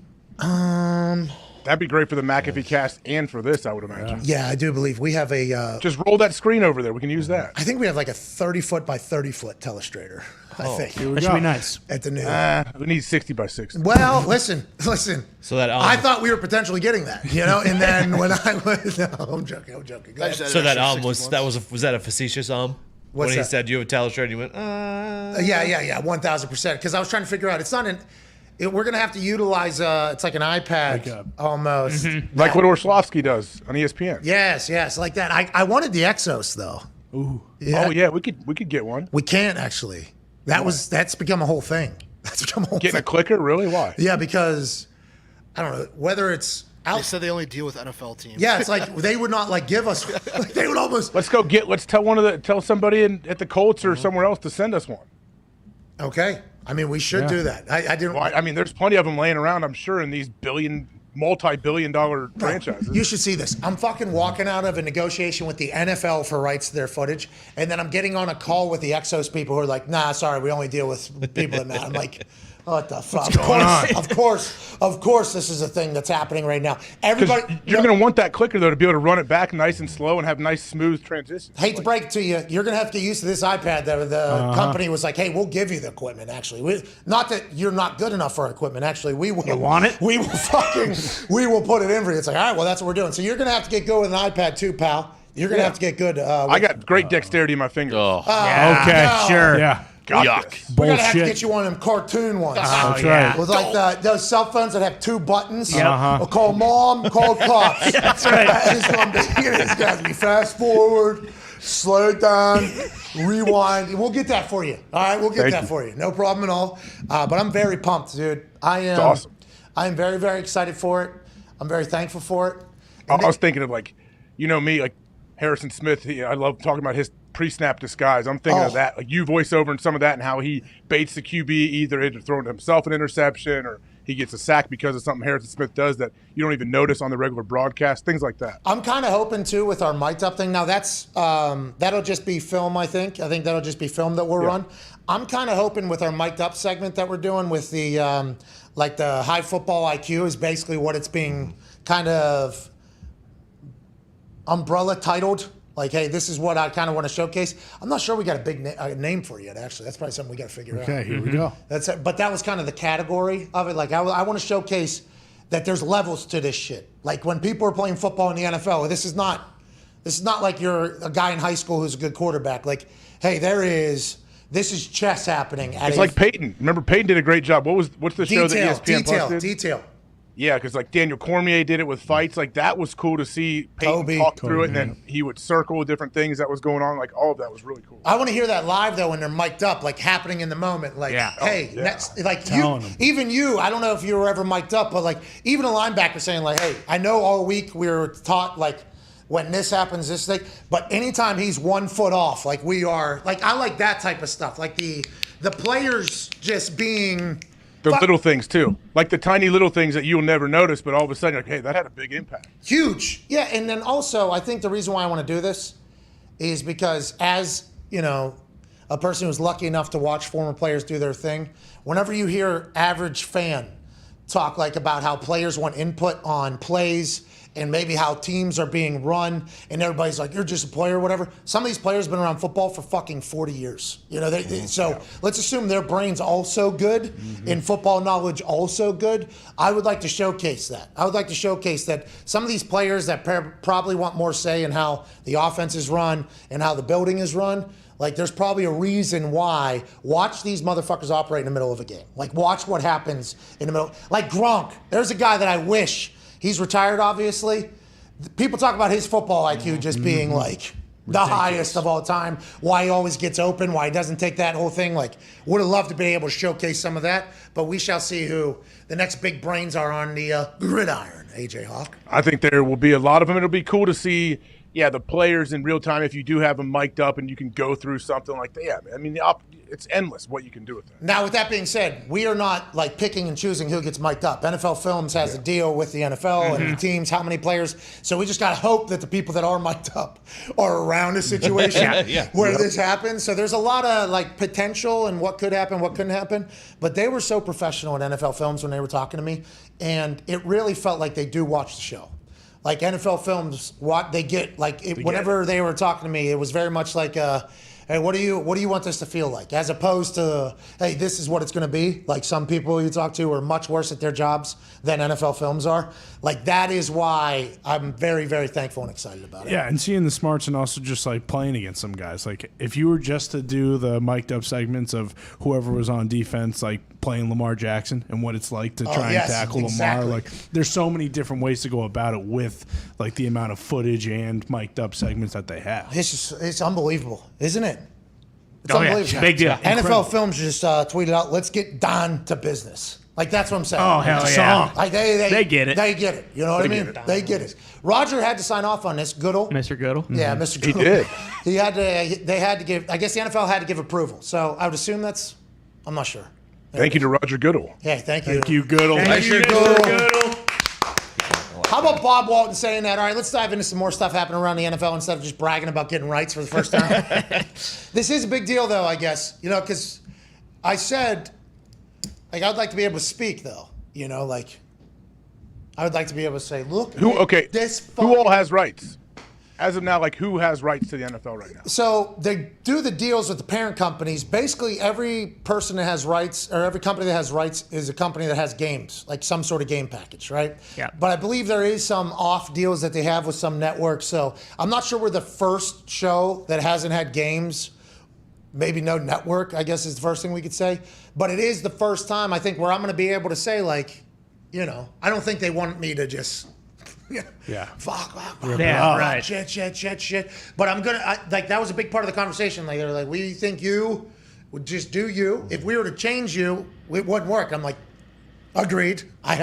Now I did have to pay for these rights. Of course. Let's not get crazy. I did it. I mean, two-way street. It is a two-way. They're giving us rights. Yep. We're giving them money. I mean, it is a thing. But the whole negotiation process went really well, and hopefully we'll open up the game a little bit more to more people. And we're lucky to do it. All right, let's bounce around a little bit. Sean McVay is an absolute... Oh, no. Hard Knocks. Your thoughts. Dude, have to get into it. It was unbelievable, was it not? That was a great episode. That was a movie last night, AJ. Yeah, it did. It felt like that. Like it was, man, like it was action-packed from start to finish, I feel like, just with all the different Dan Campbell and then Deuce and Aaron Glenn going at it, obviously, the whole time. And then there's a lot of physicality out there. They're doing, like, open field tackling, one-on-one drills, taking them to the ground. Yes. Like that, for people that don't know, that doesn't happen a whole lot in the NFL. That's why I think while I was watching it last night, I was going, oh, this is a movie of what an NFL training camp is supposed to look like. And I like how they all killed the Guardian caps, too. Oh, Barry Guardian, they said this thing, it's heavy as hell. Because coaches are laughing. Well, that's all ex-players, right? Aaron Glenn's going. Yeah. Hey, but then they got on their talking points real quick. What's that? They got on their talking points real quick, though. Well, 10%, and then 2 players, 10%, 20%. Yeah. It's like, oh, here we go. Hey, they were informed after they gave their actual answer. What are your thoughts on the Guardian? Every ex-player, just like AJ, slaw, looks like trash. It's heavy, it's bigger, makes no sense. I don't know what we're doing. And then they run that to NFL Films into the NFL, and the NFL's like, Dr. Alan Sills is like, will somebody remind them that it is a 10% difference in saving you from a concussion, and that's just for each person. So let's say 3 people hit each other. Guess what? 30%. That's 30% better. Wow. So then they run that message back while he's still sitting there for the interview. We just didn't know if you knew the stats. 10% better on the injuries or whatever. You're right. It does save people though from concussion. You're right. The talking points did you see, one of my favorite parts of the episode flew under the radar when Dan Campbell was sitting there and he asked the O-lineman, what he's looking, he's like, no, this is interesting. You can't really hear it. Don't really hear like the sound. And then he asked him, what's it feel like with that on? And he wanted to say, like, man, I need to hear the pads popping. Like, I need to hear this. Like, it doesn't sound right with these things on. By the way, when he said that, I thought about that too. I was like, you're right. Like the helmets busting is a classic sound to training camp. And that's what I remember. I don't know if you remember, Plum, soccer, I'm sure you did go watch some football. I would go watch my older brothers at high school, at their high school practice, and just how it sounded was like scary. Like it scared me to death. I'm like, geez, why does it sound so different here than it does here in middle school or 6th grade? That sound is synonymous with training camp, I think. Like back in the day when they would show highlights of people getting jacked up going into commercial break, when they would go to commercial break or leading in for Hard Knocks, it was always the sound of helmets bashing into each other. And now it's like 2 Guardians. I thought Dan Campbell was putting on a fucking helmet. Did you not think that? He's like, what's it feel like, man? I thought he was. I'm sure he wants to. He's going to take somebody on with that on it. I want to know how it feels. Why? Because you hate him. Not against him. Because you hate it. Dan Campbell had a big head, huh? You don't want to go against that guy? He did 40 up down straight before practice started. What are you talking about? After he fell over small dogs and broke his wrist. I didn't think I was going to make it, man. My wrist, I taped it up. 40. Dude, those little doggy gates, they'll get you, man. We used to have them for the kids in front of the steps. They took me out multiple times. Concur if you're not paying attention, especially if you got 2 pots of coffee. I mean, it's hard to fucking see everything. He's lucky he didn't get bashed by the glass that came out. Yeah. But those 40 up downs, AJ, I was alarmed. They did 40 up downs. I was impressed too. We buried that one guy for not getting all the way up and all the way down. Would like to take that completely back. I wouldn't have been able to get up after 20. I think that would have been a real push for me too. Like getting to 20 would have been a problem. Those 15 to 20 would have looked bad. 40 up downs before fucking practice. That was insane. But it felt like everybody's all in, doesn't it? It feels like everybody's all in. AJ. It definitely does. I mean, now all you got to do is win games. That's all you have to do, and Dan Campbell will be a cult hero forever in Detroit. He was regretting it. What, 20 in? Probably 15. Dan Campbell too. That's so. He's trying to get his breath. He knows he's mic'd up. He's walking circles. I'm like, I know how you feel, man. I'm there with you. Arms on. Wasn't bending over. There's no fucking shot in hell they were going to catch MCDC mic'd up, bent over. Him walking. The team is doing their own thing. Other coaches are talking. MCDC, give me a minute, man. Give me a minute, man. Taking the tape off. Yeah. Good work. There was one point, he looked like this big fucking ape at one point. I think he was like doing his hair like this. Oh, yeah. Hey, squinting into the sun. Where's Gonzo at? And then he was, you're up, man. Yeah, team meeting. And he sits down. I'm like, this guy is awesome. This guy is fucking awesome, dude. I've never seen a team run like this before, ever. AJ, ever. No, I don't think it's happened before. We're seeing it first. Speaking of that, you two, NFL players, been a lot of NFL practices, and I thought it was awesome. But was the Deuce and Aaron Glenn, was that maybe counterproductive to the practice at all? Or So coaches talk shit. I like whenever coaches are competitive. I like when coaches, you feel as if the coaches want to win just as bad as you do and do that. Deuce and AG was tear laughter moment for me. So I'm going to assume that I wasn't used to seeing something like that. That's why I decided to cry from laughing so hard. That was some real shit talk there. I mean, that was real. I mean, and normally during those team periods, there's a lot of conversation in between plays from coaches and players. But it felt like, they're setting a tone. AJ, they're setting a goddamn tone. Competitors. I tell you what they are, and their players must be squared away because there's not a whole lot of time in between plays and practice, and these guys are going at it. So it does keep. I mean, it makes sense though. Like this practice is full of juice at all times, and this just adds to it. If you see, like, hey, my coach, look how much our coach cares about this. Like he is so competitive. He wants to kill his best friend that he just said he loves. I love you. I love you too, man. What do you think about Deuce? I love that man. What do you think about AG? I love that man. Now, I'm going to fucking kill him in between the lines, though. I'm going to kill him. So the whole thought that Dan Campbell did not know that was going to take place, right? Because he's in the background of the first team period, it appears, and Swift or somebody busts through, and Deuce Staley, instead of going, baby, Swift, or anything like, or the offensive line that maybe did the block, he goes right to Aaron Glenn. Where the fuck you at? I'm sure Dan Campbell, whoa, man, I didn't. Well, all right. Hey, gotta do what you gotta do, man. Like the whole thought of just us witnessing the first thing happen a lot of the time, because Dan, I think, wants to be like Kelvin Shepard talked about it. He was thinking about cutting his dreads to like look like what he thought an NFL coach is supposed to look like. That was awesome. That was a great part of the show. I'm glad that happened. Hell yeah. And Kelvin Shepard, by the way, great teammate. I was teammates with him. He used to he was dog out there. So like be loved in the locker room too. So whenever he said that about Dan, I was like, I respect the hell out of that. Like Dan just wants everybody to be their true selves, be authentic, and want to win almost. And whenever he sees Deuce and AG going at it, just, I mean, I didn't expect that, man, but fuck, these guys are getting after it. You got to love that. Deuce looks like he can still go, by the way. He sprinted up to AG from 20 yards away. And here, I'm still here. Do people forget how good Deuce was? Like, Great. big bruiser with great feet, too. Wiggle. Great personality. I bet you he was a great teammate. I fucking bet. After all those guys, 80-plus seasons of players, training camps, and the coaching staff, like 2 Super Bowl champions. That's bananas. It's absolutely Hey, bananas. I love Hank Fraley's their O-line coach, too. I love that dude. Beast. Robert Morris guy. Bobby Moe, I didn't know that. Him talking, was it him that talked about it?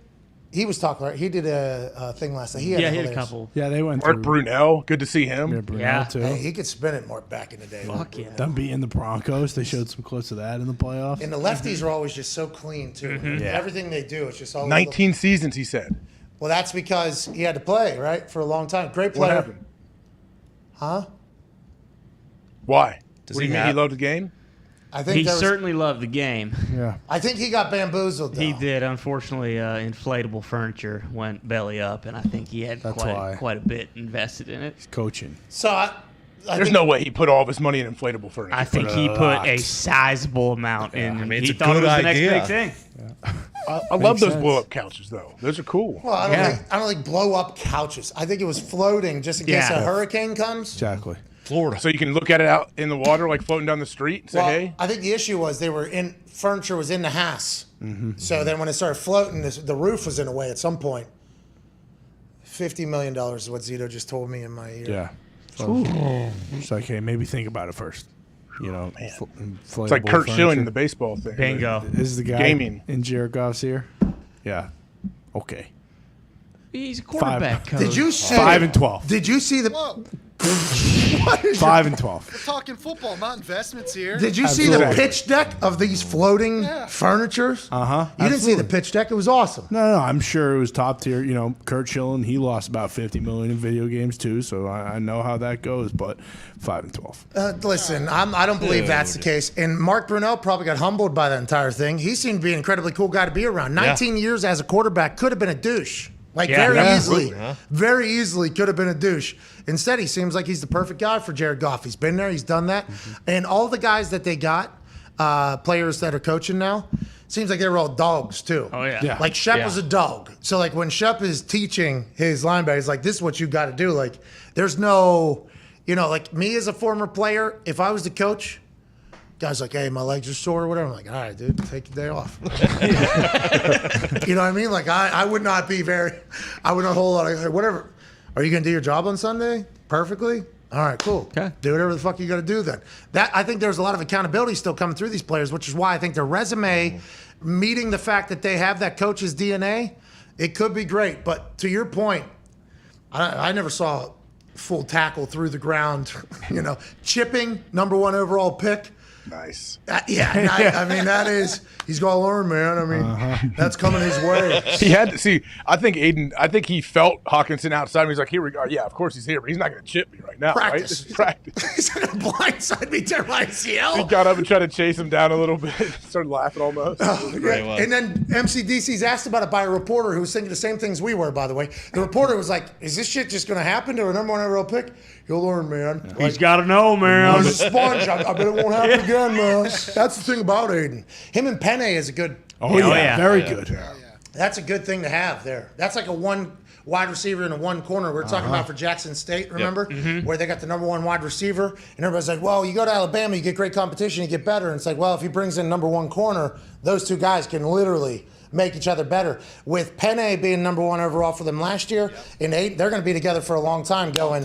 Yep. And it seems like shit ain't gonna be sweet either. Like they're gonna be forced to compete every single day there too. They're saying Penne has been dominating every single day, no matter who's against him. That's good for Aiden. All right, let's get to a break. On the other side, we're gonna do Feel the Beat. We'll bounce around the NFL a little bit.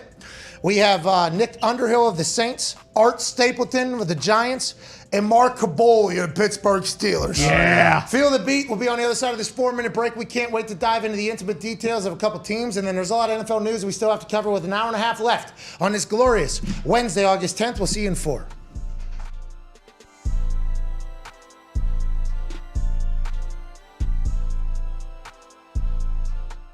Joining us now is a man who got to experience that at Notre Dame. Yeah. Got to experience it in the NFL. Now he's on television. He's this man's brother-in-law. He's obviously incredibly handsome. Ladies and gentlemen, Brady Quinn. Yay! Holy hell. Jesus. You look like that all the time. I don't know if you guys can see what's behind me. I think AJ might be more familiar with this picture. So hopefully AJ can elaborate or add some context to all of this. Is that Chopper up over your left That's ear? Chopper. Yeah, that's Chopper. AJ, How'd you get that in your background? What happened here? So, well, this is a golf cart submerged. Why are you fully dressed underwater? Thank you, Brady. Okay. Brady, yeah, you gotta. I guess we have to mention it, Brady. This is Pat. This golf cart. The e-brake just didn't work on me. I was parking close to the green. I rode that joker right into the pond because it took a hard right turn. This was like 12 years ago. I jumped in instantly. Oz is the other guy looking for his cigs. There was no help. And then Brady and Chopper were in my group. They came up about 10 seconds later, and they both just dove in instantly and started helping. Yeah. So hold on, we Brady. did not finish our round. You drove this cart directly into this pond. Well, you are a fucking menace behind the wheel, AJ. You drive with both feet. You sleep. Your hands are all deformed because of your broken fingers. You're driving golf carts into ponds. Straight up. Are you blacked out drunk in this thing? No, I wish I was. That's the problem. I was not. Sober. Oh my God. This guy. I was trying to get there. Brady, how do you let this guy marry your sister? How do you let this guy marry your sister, Brady? Let me add some more context to all of this, okay? This is at Rattlesnake Ridge.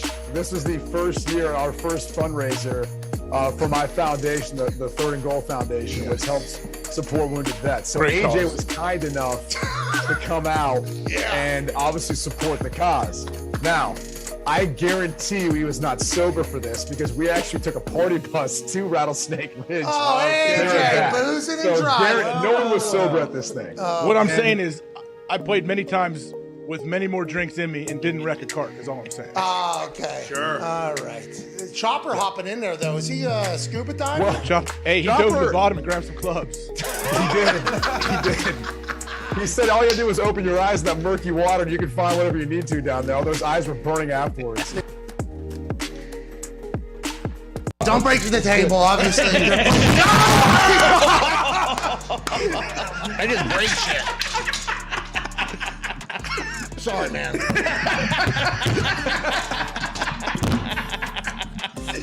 Somebody came sprinting behind the barrier and tried to spear him. I fucking dare somebody.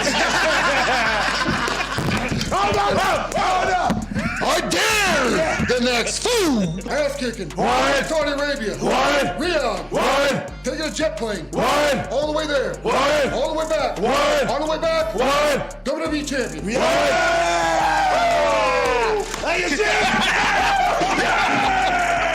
Hell yeah!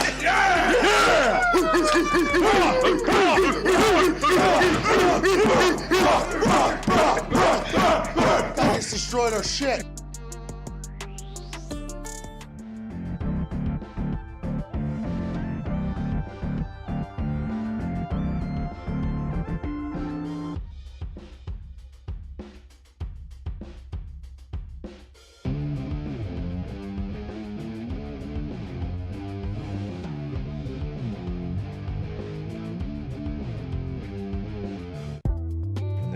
As you get older, testosterone production begins to naturally decrease in the body. Hot mic! For most men, it begins around the age of 30, and testosterone production declines by roughly 1% per year. Wow. That's Good. Hey, 1% per year? Yes. So if you live to 130, Then you have 0% testosterone. that's a problem. Unless... Not good, man. That's not good, man. Well, Especially, that's- hey, MCDC's testosterone. Yeah, never in doubt. Hey, he's probably Yeah, he's probably using Roman's naturally new through the roof. supplement. bro. His whole.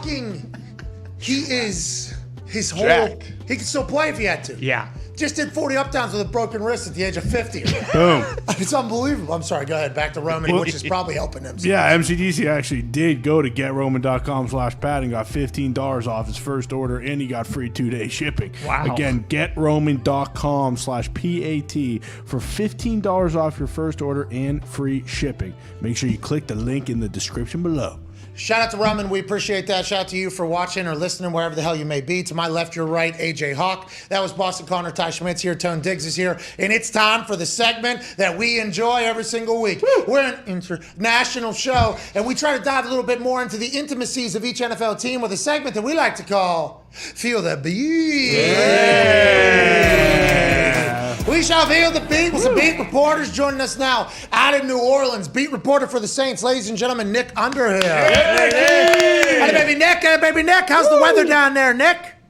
Not too bad today, man. It was a little bit cooler. We didn't have to sweat too much, but in general, yeah, it's been basically like sitting in hell to watch football practice. Yeah, like 150 degrees right down the bayou, 100% humidity. Do you think that helps the team, kind of shape that team in the middle of hell, hotter than any other team on earth? Do you think that helps the Saints in their mindset, Nick?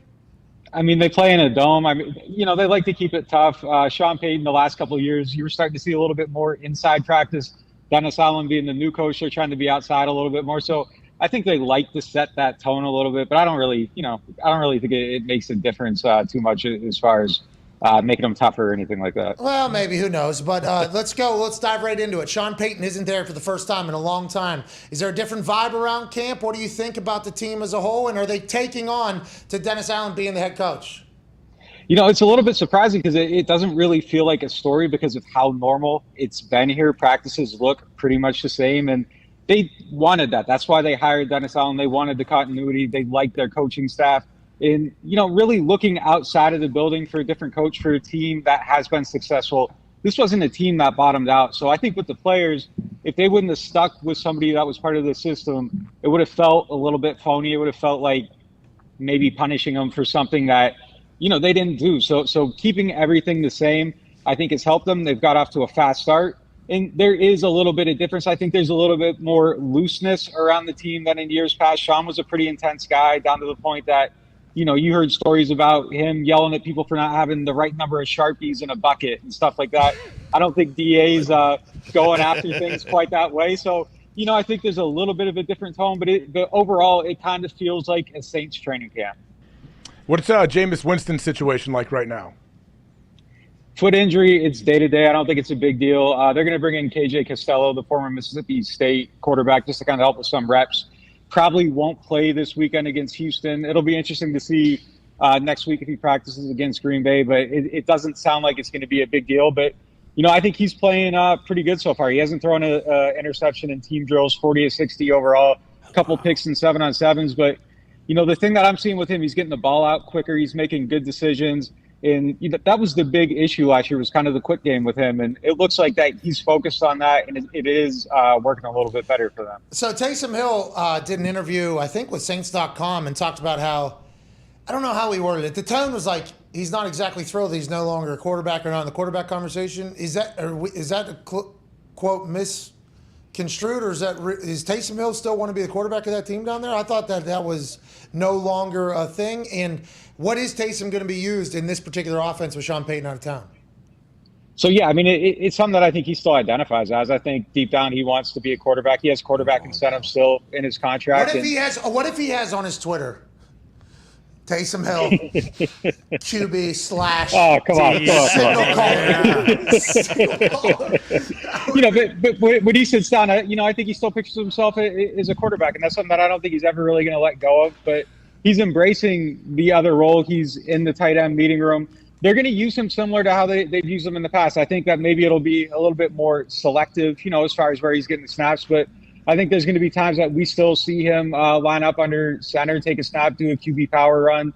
But, yeah, I mean, he's with the tight ends. He's learning how to block, and for the first time ever, he's kind of in that room thinking about things from a different perspective. So it's going to be interesting to see if he has success at that position he has in the past. He caught a touchdown today. So I think things are going okay for him, but I don't think he's ever going to let go of that quarterback dream completely. Okay, well, it seems like other people are making that decision for him. We're excited to see Taysom Hill. Let's bounce around. The offense steals all the storylines. Obviously, Alvin Kamara, is that just lingering? Is there any other information that you guys know about what could potentially happen with him? Because when he's on a football field, I mean, the team he's playing for is probably going to win. It just feels like with Alvin Kamara, with how good he is. Mm-hmm. But that whole fight in Vegas, it's still just lingering. Is there any other information that we don't know about? So, yeah, he was in court recently, got extended again. I think he's due back end of September. I think the hope here is to keep this thing, delayed as long as possible and make it a next year situation. I think if the video doesn't come out, if the case keeps getting delayed, I don't think the suspension comes until there's a resolution to that. So, I think they're hoping it's a year away. But, yeah, I think it's just delayed and kind of in a holding pattern right now. I saw Marcus Davenport was taken off of PUP.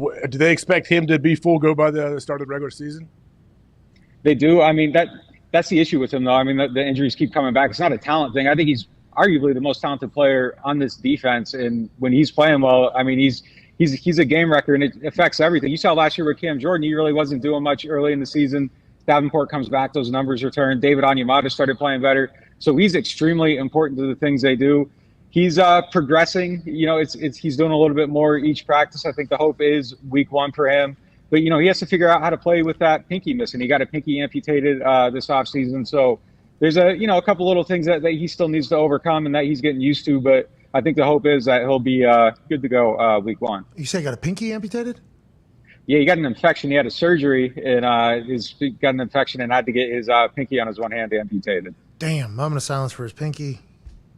That's a shame. Oh yeah, wow. That's massive. That is a bummer for him. And, yeah. Hey, I know he'll deal with it. Hey, no, he'll deal with it. Man, Pinky had a good run. Go ahead, Ty. Nick, it seems like the Saints offense last year after Jameis got hurt was pretty bare bones with the exception of Kamara. How has Michael Thomas looked? Because I think a lot of people assumed that, they didn't know if he was going to be all back, like all the way back. All signs report to him looking unbelievable. And I think a lot of people forget that they drafted Chris Olave in the first round too. Like, how have those two guys looked so far? I'm kind of like reluctant to say it, but if you go out here, you watch Mike Thomas practice, it looks like 2019. It looks like nothing happened. You overreacting, Nick? You overreacting right now? He had 3 catches today. He had a sideline catch with Bradley Roby in tight coverage. We see him cutting. The violence in those cuts are there. He's getting open in those short areas. All the stuff that made him a special player, and that was the concern. The ankle goes, he's a plant and cut guy. Everything's violence. Everything's sharp movements. It's not speed.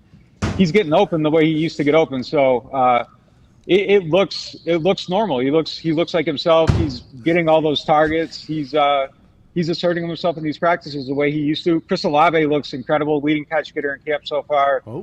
Really good chemistry with Jameis Winston.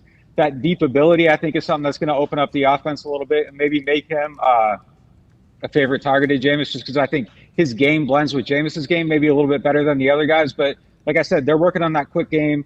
It looks better. And, I don't think Mike's ever going to be 149 catches or whatever it was before but I think he's going to have a good season, and he looks very much like himself. And, you know, the level of concern just with each day, it looks like he's doing more and more and looks more and more normal. We're talking to Nick Underhill at Nick_Underhill. Okay.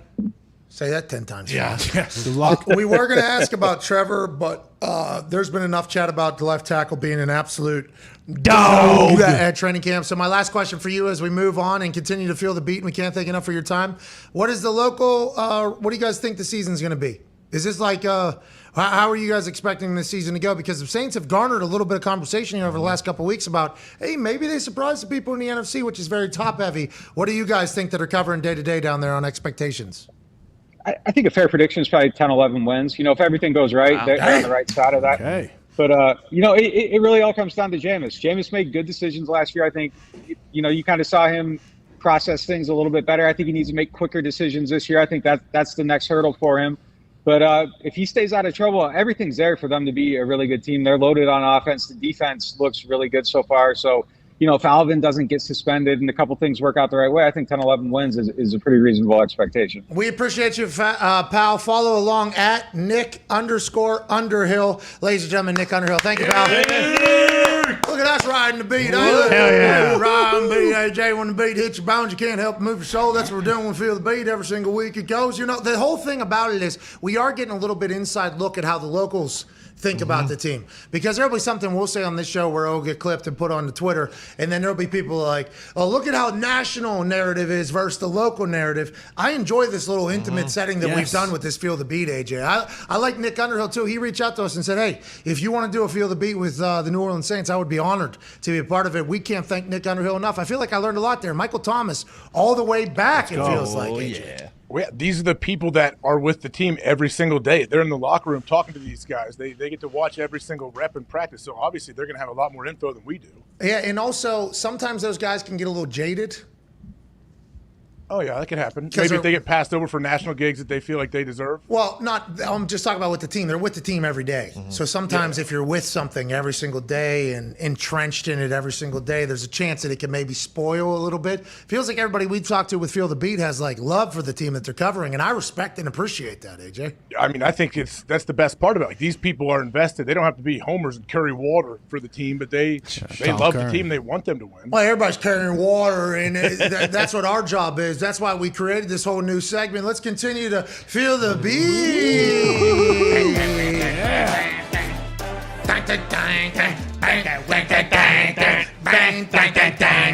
Feeling the beat. Let's continue. Let's go over to New Jersey, New York area. Okay. An absolute stallion. A man who's been around forever covering the Giants in fantastic fashion. NorthJersey.com and USA Today. He's a beat reporter for the Giants for Record Sports. Ladies and gentlemen, Art Stapleton. Yeah, Big Art. Look at you, Big Art. What's going on, man? What's up, fellas? How you doing? Hey, thank you so much for joining us. I know you're very busy. This is a new segment called Feel the Beat. We need your brain, so thank you for taking time out of your day to chit-chat with us. Let's go into it. Daniel Jones looks terrible. Is that what's going on? Or is Daniel Jones, the clips that we're seeing on Twitter aren't accurate depiction of his actual day-to-day here at Giants camp? Well, you guys tell me. If the defense knows all your signals and they're reading the plays and they know where the ball's going, how's that going to work out for the quarterback? I'd say not too well. I mean, I think I'd pump the brakes a little bit. The proving ground for Jones is going to be September and October before we start overreacting for where he's is. Look, we all know the deal. This is it. It's 2022 or bust for Daniel Jones and the Giants, and I think maybe we pump the brakes a little bit and see how Brian Daboll, Mike Kafka can get this thing rolling a little bit before we're ready to ship Daniel to the sideline for good. I respect it. Well, right behind Daniel is Saquon Barkley. I feel like reports seem very, very positive on how Saquon has looked. Is that true in what you've seen? Yeah, he has. He looks as healthy as he's been in I'd say 2 years. You know, he's fully recovered now from the ACL. He lowered his shoulder the other day in a run in a thud period, knocked the cornerback back, and really is what ignited that little brawl that they had the other day. A couple plays later. Yeah, Feliciano playing dead, getting pulled out of the pile. It was, I think it was one of those things where Brian Daboll, when he put together the schedule, he probably had in that period an instigate, thud, fight. because it was one of those things where you guys have been around long enough. We saw it coming. It was coming. The heat was going. So Saquon looks good. I mean, but look, he's facing a similar situation than Daniel Jones. He's got to produce this year and to force the Giants to want to keep him around for next year. So is this a kind of a wash year, no matter what, for Daboll? If they do well, great. If they don't, all right, we're getting a new quarterback. We're doing a whole new era anyways. Is that the vibe going into the season, you think? Well, Pat, let's just say this. Last year, if you entered December with the way the Giants were and they had their situation, and you asked John Mara and Steve Tisch to an extent, is Joe Judge safe? I think they would have said, let's finish the season. Let's not have any mishaps and embarrassments on national television, and Joe Judge will be back for his year 2. You know, Pat Shurmur was fired after year 2. Ben McAdoo was fired in year 2, and they had made the playoffs. So I think Daboll gets this year to put his program together, but we've seen crazy things happen here in New York. So I don't think the pressure's on Joe Shane, the general manager, and Brian Daboll. I think they're going to be given time. But, you know, Joe Judge was also, to be fair, Joe Judge was told that he was going to be given time and patience, and he was out after 2 years too. So it's getting late early in New York. Well, that's hilarious that the owner's like, I wish you had more time. Well, you're the one that could give me more time. Yeah, but I ain't fucking having these conversations about why our team's bad with the other owners. Remember, he's the one that came out and said, I'm tired of telling people why my team sucks. And that almost, I don't want to say that puts an entire pressure through the entire building, but it feels like that's why they've been operating in the way that they have. They've spent money too, right? The Giants have spent money. They've done everything they have to do. The offensive line better. You bring in Feliciano. Sign's got to be up, right, Art? You know, I think the arrows are up, but I think you have to have guarded optimism.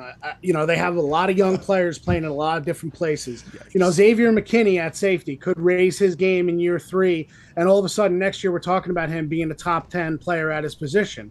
You know, the 2 tackles, rookie Evan Neal and then Andrew Thomas going into his 3rd year, I believe he's going to raise his game. I think he was a lot better last year than people gave him credit for. They spent money, but this regime didn't spend money. The past regime with general manager Dave Gettleman spent money, and Joe Shane had to pay for it this year. And I think as a new general manager, knowing what it took to build up in Buffalo, they're going to look at this year as, you know what, we want to win, we want to compete. But 2023 and beyond is when you're going to see this team start making moves. They were in cap hell, guys, and they really needed to get out of it. That's not real, Art. Oh, actually, 1 year it can be real, and then it's not real forever. It was real. It was real because they had players who are no longer here, and they're still paying for them. So that's the cash over cap nightmare there. If you get rid of players and turn over, then you got to take 1 year of just getting your ass kicked in the cap. Go ahead, Connor. Yeah, Art, how has Kayvon Thibodeau looked on defense? He seems to kind of be their guy over there now. Is he already kind of a leader, or is he still getting used to the NFL game? He's been phenomenal, honestly, considering everything that was said about him pre-draft. You wonder where guys. I said to somebody yesterday, I wonder if it was teams in the teens that were the ones that were leaking all the stuff about Kayvon not being a team player and being all about his brand and all that stuff, because he's been on the field. And let's be honest, guys, we expected. You know, when you hear Kayvon and you see him on shows and you think this big personality. Now, granted, he has a big personality. But he's not you, Pat. He's on the field. Wow. He is so purposeful. If you're expecting to see him put on a show the way Odell Beckham Jr. did when he was here with the Giants, you know, pregame catches and stuff like that, it's not happening so far for Thibodeau. He's been focused. He's been zeroed in. And I think they like the idea that he seems very content with knowing that the football will get him to all the other stuff. The main thing. Keeping the main thing. If he doesn't get the football right, the brand doesn't matter. And I think so far, that's the one thing that the Giants need to embrace as a fan base, is that they may have arguably one of the best defensive players in the league already if he comes through the way they hope he does. And then we'll see. Year 2, year 3. You talk to enough people. There's a difference between wanting to be the next Michael Strahan or wanting to be Carl Banks or idolizing Lawrence Taylor, and actually coming here and listening to what those guys have to say. And so far, Kayvon has listened to what those guys have to say. Now it's about action. Let's see what he does out on the field. Nice.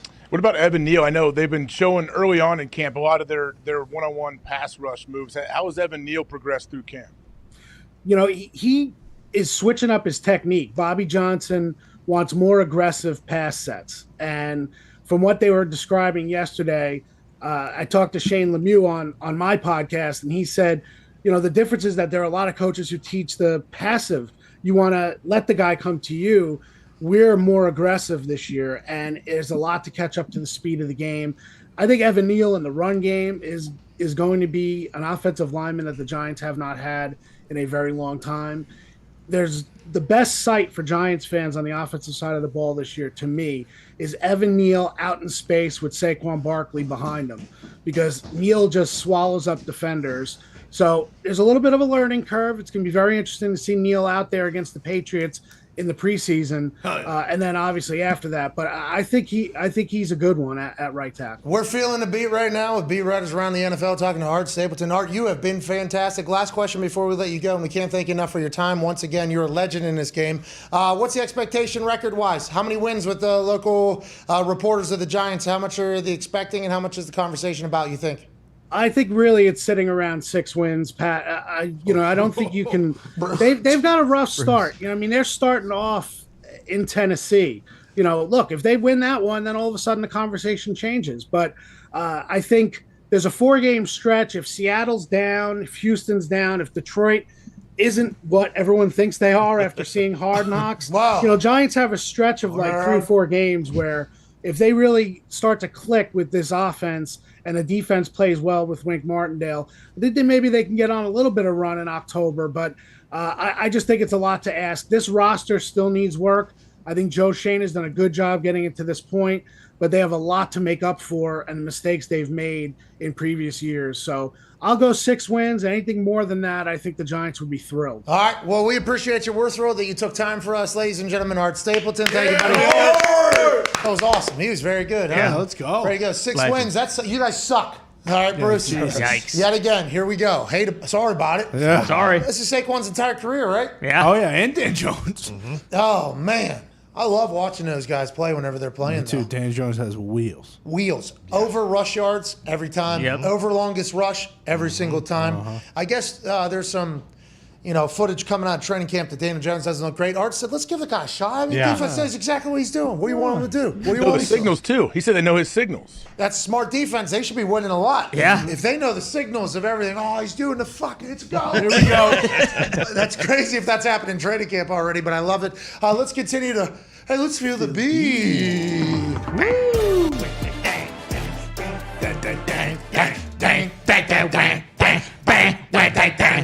We're feeling the beat. I don't think you feel shit over there, AJ. You need to start feeling it a little bit. This is a great segment for us because we learn more about teams than we've ever had in the past. Joining us now, a repeat beat speaker. What?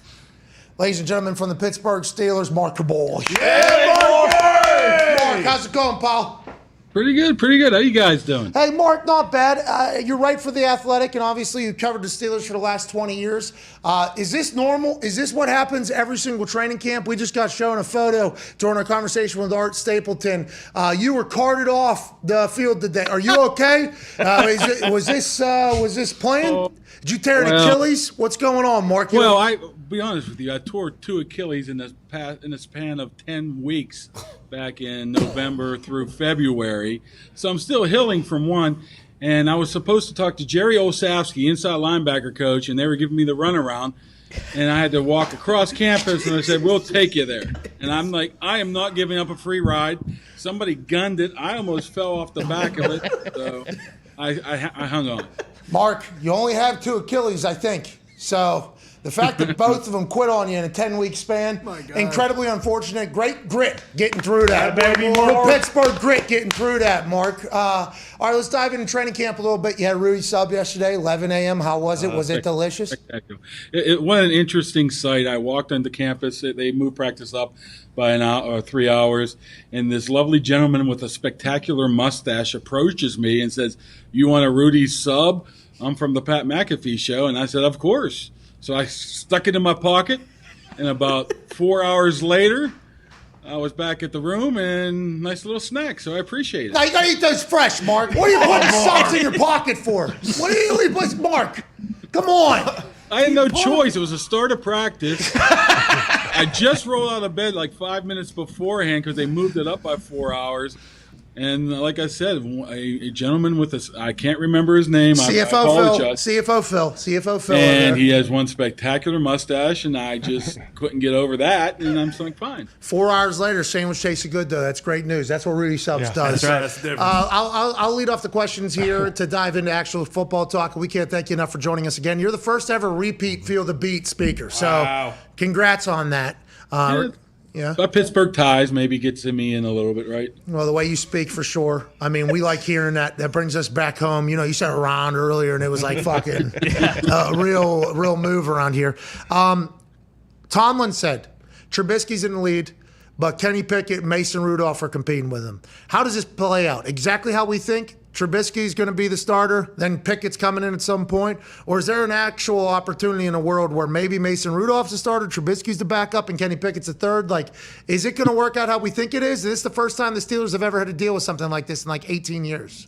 You could pretty much rubber stamp Mitch Trubisky starting the season, barring injury. Put on ticker. Yep. It's just going to happen. That's the way we saw the first 2 weeks here. He gets all the one snaps. He will likely start Saturday's preseason game against. It's so bad I don't remember even who they're playing. But he'll probably start there. He's got everyone to start. But I honestly can't remember who they're playing. Seahawks. It makes no sense. They're coming from Seattle to Pittsburgh for a preseason game, so that's why I get confused. Waste of time. But he's going to start, and it looks like Mason Rudolph will come in second on Saturday, followed by Pickett. Now, I think that second spot's still up in the air. It all depends on what they're looking for. Mason's just been fabulous out here, and I don't know, people don't want to believe that, but it's true. He's been very, very solid entire camp. The question is, do you want him at number 2? That's the question. No. That's the problem. I mean, do you want him at 2? Number 1. That's the issue. Trade him, Mark. Cut him. AJ. Mark ain't trading or cutting anybody. Mark's just keeping it straight with us. Guy had a sub in his pocket for 4 hours.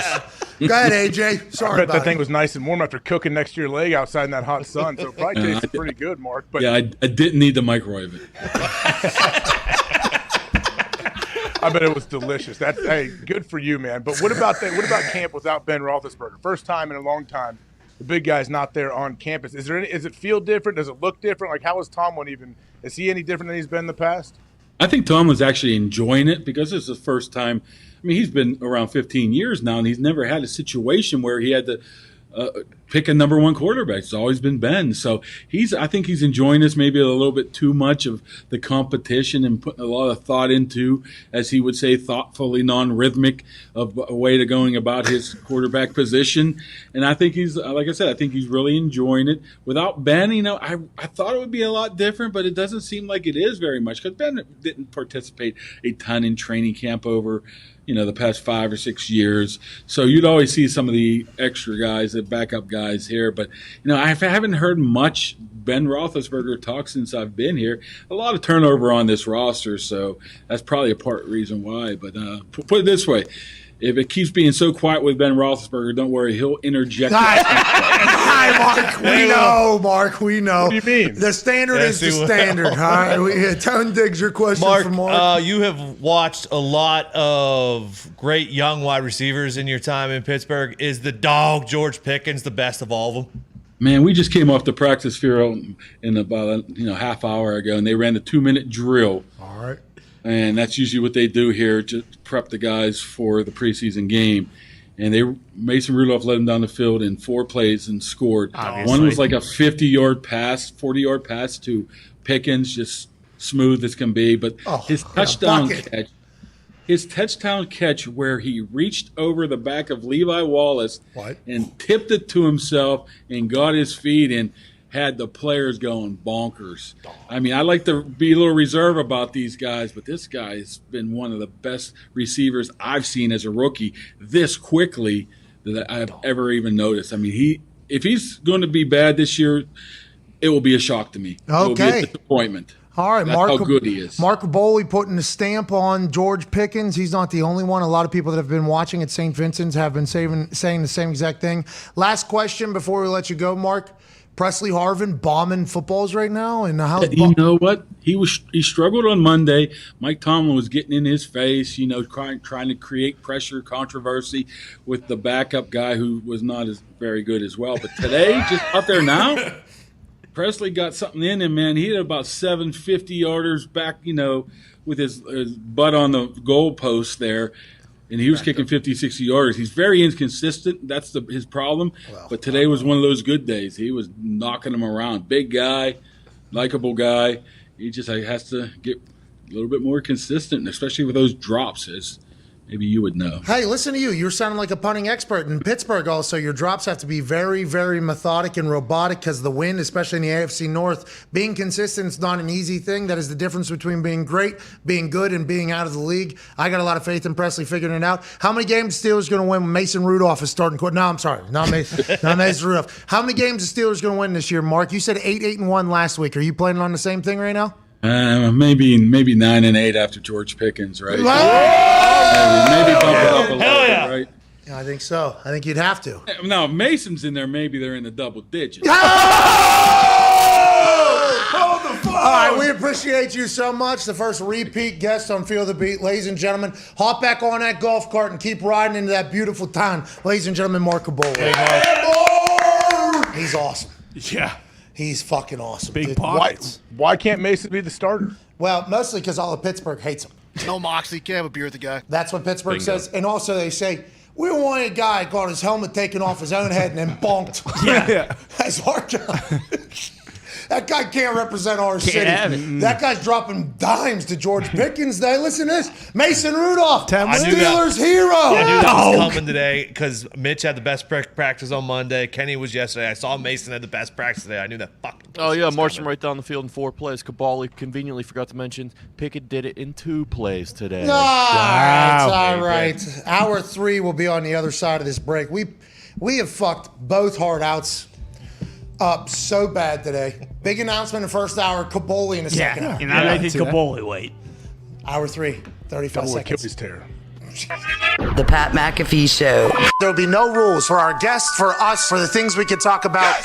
Speaking his mind I've never had a problem expressing my opinions or my thoughts or anything like that. while being relatable. I haven't had that manufactured fake-ass celebrity that a lot of people have whenever they go on those big networks. I've had a chance to really build my crew, build my following, build my audience. And ridiculous. What am I supposed to do? So I'm supposed to look at something that I can definitely afford and say, nah. Is that what I'm supposed to do? The Pat McAfee Show starts in 3, 2, 1. Welcome back to that show. Hour 3. This Wednesday, August 10th, 2022. Sports Talk starts now. Here we go, Adam. What happened? There's our Burning reaction. sage? There's our reaction to Feel the Beat during that 35 seconds we had off there. Caboli's the fucking best. Yeah, the man. We need Caboli on more. Him putting a sub in his pocket for 4 hours. Man, that sub's like this big. That has a paper wrap on it. Him just stuffing it in the cargo shorts for I'll get this later. Then getting back to the room and remembering it's there. Snack. Oh, nice. It's awesome. And That'd be a great moment when he realized it was still in his pocket. Him talking, oh my God, I forgot about this. Guy with a mustache, what's his name? And then him getting upset with the Steelers and his relationship with the Steelers kind of being exposed there a little bit. Ty, please, what did Mark say about his relationship with the Steelers? Yeah, well, he's supposed to go talk with the inside linebackers coach, Chris Olszewski. Of course, the Steelers give me a run around, so I had to. Never pass up a free ride. Nope. How about that photo of his ass on that golf cart? That came through when we were talking to Art Stapleton. So this got sent to my phone while Art Stapleton was giving an answer. And as soon as I saw, I obviously started crying. Zito was cackling, laughing behind the glass. Art Stapleton's pouring his heart out, saying the right stuff.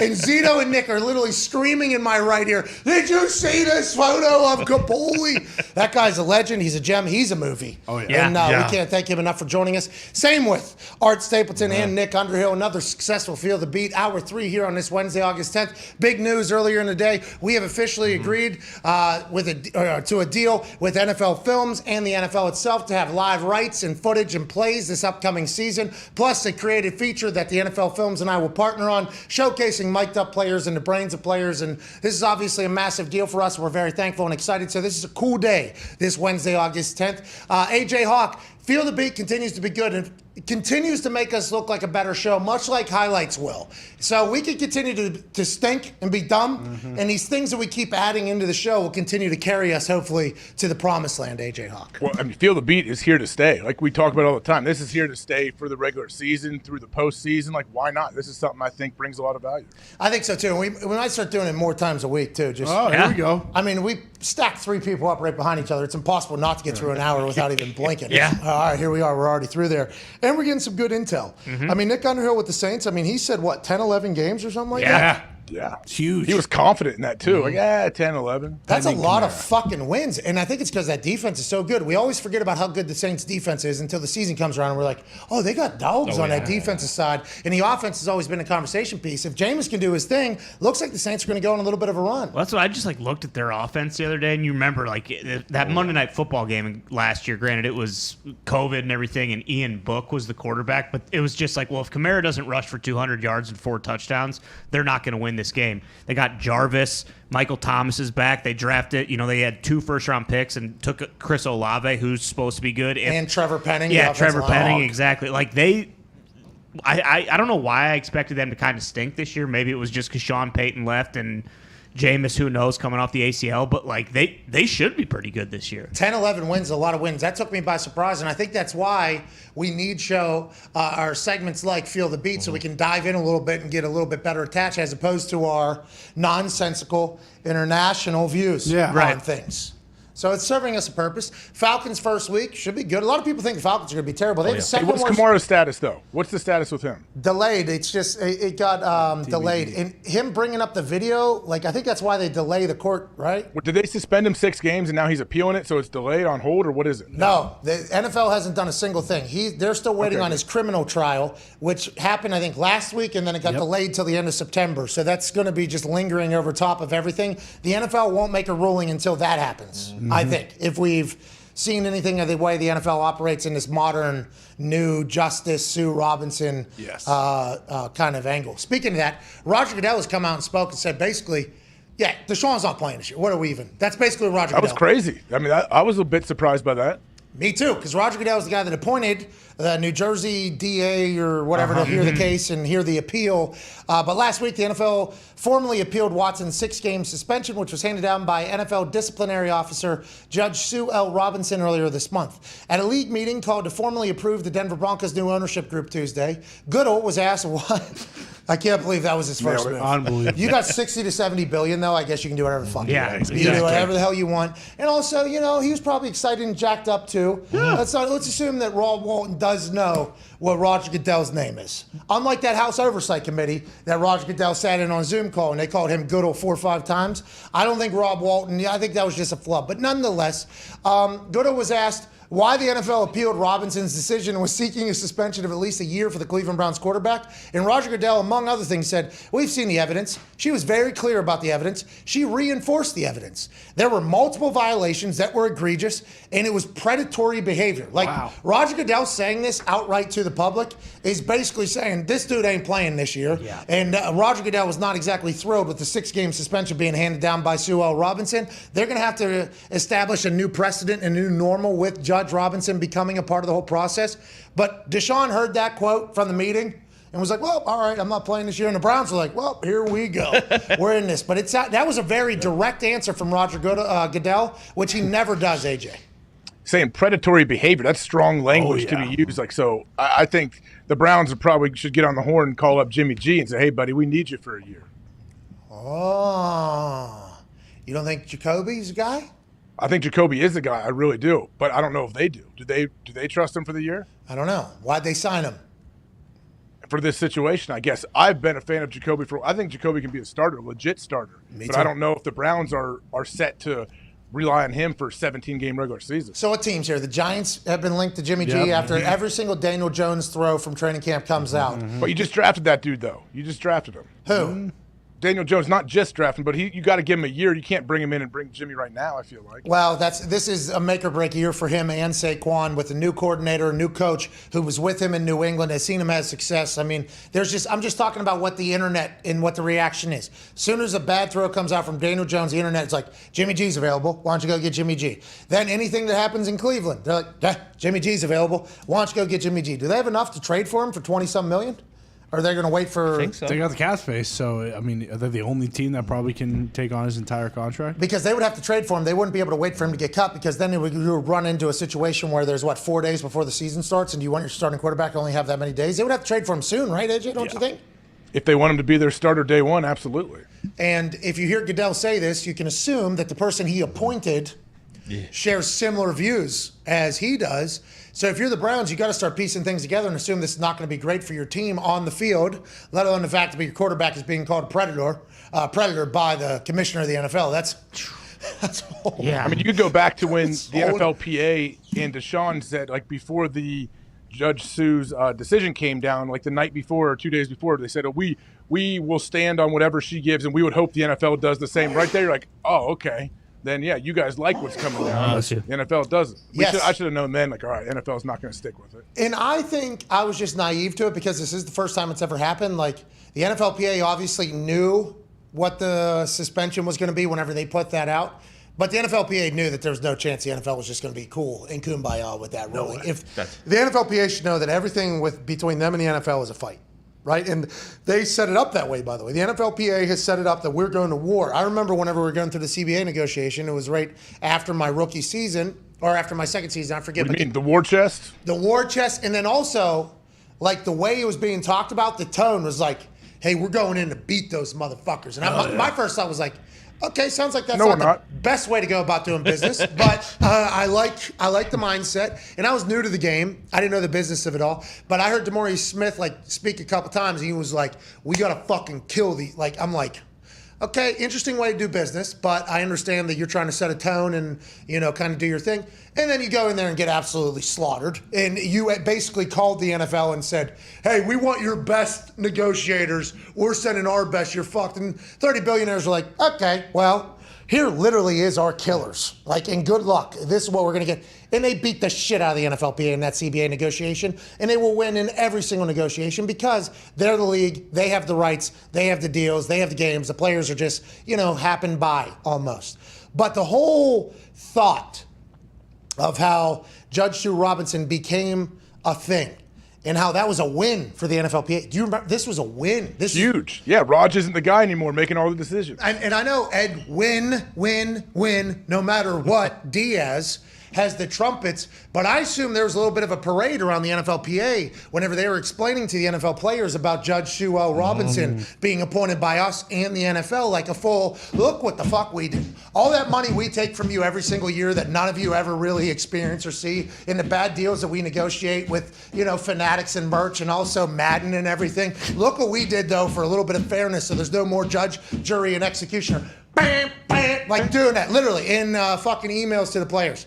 And then the first situation happens, and every player in that locker room, right now, is like, okay, so this is that's a speed bump to Roger Goodell. Nothing changed. This is just a speed bump. Actually, now it takes longer, actually. Now we don't get Raj's decision right away. Now we have this go-between, and whether Raj likes it or not, hey, we could be another 3 weeks. And we are not saying that the punishment that they're going to hand down to Deshaun isn't warranted. We're just talking about the process that I'm thinking the process for future rulings on different things that guys do. Absolutely. And there's always going to be something where there's more than 1,000 people at an age between 21 and 40.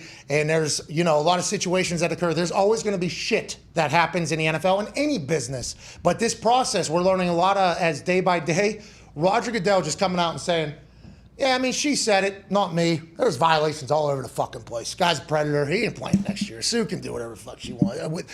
Pretty much that's what happened. That's what he said. That you very much, I feel like, represented his statement right there. Go ahead, Tom. Well, also, didn't in his statement, I could have read this wrong or whatever, he said Sue treated it as one infraction. Raj said there was actually 4. It was 4 infractions. So she didn't exactly punish him correctly, I believe, is something along those lines. And Roger Goodell will babyface for Sue Robinson and for the process going forward. He will say that, we're learning as we're going and we're doing the whole thing. But yeah, he said there's 4 different violations because they spoke to 4 different people. Yeah. Yep. So when you start doing the math, though, there's 20 some. There's a lot of games. Is Roger Goodell just expecting, we only got to hear 4 violations in the court. There could have been another 20 or whatever. We have no idea what the conversations are behind the scenes. None of them sound good for the Cleveland Browns as a football team. But I think the NFL is going to take this opportunity to babyface. And I think everybody would agree, a year sounds right at the beginning, and then people are going to be upset regardless. But I think this is going to take place soon. I think that year ruling is going to be happening very soon. I was going to say, you guys mentioned it with them going out and getting Jimmy G and having to basically do it now if they want him to start. Do you think the Browns are actually thinking that today, or do you think they're oh, we're going to fight this? Because we always talk about it. Goodell there's a reason he gets paid as much as he gets paid. He's an unbelievable politician. You talk about seeing him speak in front of a group of people and very angry people, and he doesn't say anything the whole time, and kind of just this is very purposeful. He's not making a mistake. You don't ever see him say something. The Browns can't fight this though, can they? Todd? They have no other option. They can't. The PA would be the ones who would ultimately appeal. There's that, no appeals right? though. To who? I thought they could appeal. Well, no, the NFLPA set this up. They could have appealed the 6-game ruling. They can't appeal what Raj decides or his designee. Sorry. So you can't. So he's not playing this season. Can't appeal an appeal. You can only appeal an original ruling. This is the appeal. Yeah, but they're appealing. The NFL's appealing, not Deshaun. Right. So now can we appeal their 17-game appeal if that comes down? No. Hey, really? I thought they couldn't take it to federal court, and then it's a completely different we don't know trial. shit about fuck. Yeah, Whatever the sits case. out He's the not first playing 6. this year. No. Deshaun Watson's not playing this year, which if we were to go back to our original discussion about this months and months ago, I assume we all just... Yeah. This is what we were expecting from the beginning. So whenever there was a fine being talked about, exactly. and 4 games, maybe it'll be 4 games, we were all mind blown. But that became the new normal and the standard of the conversation media wide. And we thought there was a reason for that. They're trying to set the tone for a lesser punishment than everybody's expecting. But Roger Goodell was I don't give a fuck what anybody's saying. If I don't give this guy a year, who will? If we don't suspend this for a year, what is punishment, really? I think is what Roger Goodell is even thinking at this. And now they're handcuffed because they paid $230 million to a guy who, by the time he suits up for him, if he suits up for him, it'll be 2 years removed from the last time he played. That isn't what that isn't what they thought they were getting. No, that is what the Browns thought. Right? That's why they put the $1 million contract. Had to know. Yeah. You have to say I would like to be hey, what's worst case scenario if you're going into a deal or something? What's the worst thing that could happen? Well, I'm sure that they had to at least brainstorm a little bit how this could go completely wrong. Jimmy Haslam's walking around the office, around the big conference room, and you got Andrew Barry sitting in there, Stefanski sitting in there. They're showing some film of Baker, telling stories about him. This guy, for whatever, everybody hates him, dude. What do you do? I know he's won, but have you ever talked to him? No, you haven't. We haven't. He doesn't talk to us. He doesn't talk to anybody on the sideline. We got to move on. Jimmy goes, well, who are we going to get? And they go, Deshaun Watson's out there. Deshaun Watson's out there. And Jimmy Haslam goes, you think that'd be a good move? And Andrew Berg goes, that was a fucking top 5 quarterback whenever he was on the field. He'd make our team a lot better. Seems like he's liked by guys, right? Guys seem to like him. That's very different than what we have with Baker. Now, there is some things. Jimmy Haslam, what are the things? Well, there's 66 women that have come out to the New York Times and said that it's a little bit of situation. Well, what's the worst thing that could happen? Probably be suspended a whole fucking year. Every one of our fans will hate us. There'll be picketing. There'll be riots probably at some point if he's not punished enough. There'll be people pissed off. We gonna win football games? Yeah. $230 million guaranteed. Fucking make it a $1 million. Make it a $1 million that first year. So if they suspend him the entire year, then neither of us lose any money. It's not going anywhere. And then let's just move on. Is that what had to have taken place? They had to do that, right? Have to. What's worst case scenario? What's best case scenario? Everything like that. They have to. I would assume they talk to the lead counsel for the team and multiple lawyers. Hey, what do you guys? Can you predict anything here? They had to at least sit down and talk through all of it. And then, but also Jimmy had to say to him, what does does Deshaun Watson want to come to Cleveland? Would he play for us? And they said, you throw enough guaranteed money at him, anyone will come. Now, he did tell us to fuck off whenever we were near the same amount of money as Atlanta, which is his hometown, much cooler town than Cleveland in his eyes. But if we give him the biggest guaranteed contract in the history, he'll love it. What is that the worst thing that could happen? What's the worst thing? And Andrew Barry with a big old brain, and I've gotten a chance to see him up, and he goes, well, I guess, I mean, it's never happened before, but the commissioner could come out and call him a predator. Like that that'd be bad. That'd be pretty devastating for everything, because that would be quoted. That'd be quoted basically everywhere with every sign. It'd be like the Urban Meyer signs. Yeah. They're gonna be on that big noon kickoff all same those. thing, yeah. That would be the worst. That'd be the worst case scenario. Yeah. Well, that won't happen. Roger Goodell would never do that. Never do that. Roger Goodell never says anything like that about anybody. He always dances around everything is what Roger Goodell actually does. That's what I pay him. Remember, he works for fucking me. My payroll. He ain't going to say that. Has he ever come out this strong? Never, dude. Never. He always dances, because he never wants to put himself in a situation where future circumstances could change what he... because he knows everything the is Ray fluid. Rice deal. He knows everything is fluid, Was this a statement he put out, or did he do an interview? I think It was a press conference type thing at an owners meeting, which was, remember, they celebrated Walton officially getting voted in as an owner for however many billions it was. Rob Walton pronounces his name wrong. Then he takes some questions. That was one of the questions, and that was his answer. And to Ty's point, he knew he was going to get asked about that. He prepped for that, and that was what he wanted. He is always prepared for whatever question could come. 1,000,000%. He's a politician that gets paid, I don't know what, 700x what politicians make and runs the biggest league in the world. Depends. Don't you think Raj? Wow, you're talking about outside businesses? Okay, I've heard that has come up in conversation a little bit. Insider trading. Never would have guessed, by the way, that the people with their hands in a cookie jar would be taking the cookies from the cookie jar. Go ahead, Tim. And don't you think Raj and the league probably didn't love how the contract was structured, that it was only $1 million in year one? Yeah, what if it's a fine on top of it? Okay, so an entire year. We need that $10 million from last year, and also we need year two's contract. They could, and I think everybody would be like, all right, Roger Goodell baby-facing a little bit right now. Yeah, and Cleveland definitely knew, because remember there was that thing where in his contract he could have lost everything because he had to include all the possible things that could stem from the original lawsuit that was released. Yeah, there was. Have you told? If anything shows up that we haven't talked about or been embraced for it, everything goes. But other than that, from what I've been told, that's an ironclad contract. Yeah. Andrew Brandt. Don't you remember? Andrew Brandt went through it and said, hey, Deshaun is protected very well in this contract. Yeah. Let's move on here. Speaking of contract, the man who signed a new contract, it officially got announced now. It was alluded to months and months and months ago. Sean McVay, new contract with the Los Angeles Rams. Way to go, Sean McVay. This man has won a Super Bowl. He's lost a Super Bowl. He has been an absolute lightning rod for the Rams and their organization in the move to LA. He is high energy. He's attractive, he can talk well, and he's successful. I mean, what a perfect fucking coach for the team in Los Angeles. It has not been discussed what the deal is, but it has been officially announced. This comes just a couple days after an ESPN article by Seth Wickersham detailed and profiled not only Sean McVay, but his wife as well, who currently has family in the Ukraine. So that is a big pressure point. But Sean McVay explaining in the Rams front office, people explaining how the Matthew Stafford trade took place, makes everybody on earth love Sean McVay even more. Sean McVay gave a call on a Zoom to the LA Rams front office while he was in Cabo at that pool that Matthew Stafford was also at, Whitworth was at, and Jay Glazer. He, on the Zoom call, says, we can let our motherfucking nuts hang and go trade for this fucking quarterback and give ourselves a chance to go win a fucking world championship. You ready to fucking do this or what? Little cup of tequilas maybe inside Sean McVay as he was speaking. Before that, and shout out to Cantor Holden, who runs a Rams blog, who sent that to us, or Holden Cantor, I am so sorry, that's 100% on me, sending that to us and quoting it and putting it out there. He's the creator of Fuck Those Picks shirt and everything. This guy, good guy for the Rams. We will talk to him if we ever do a Feel the Beat for the Rams.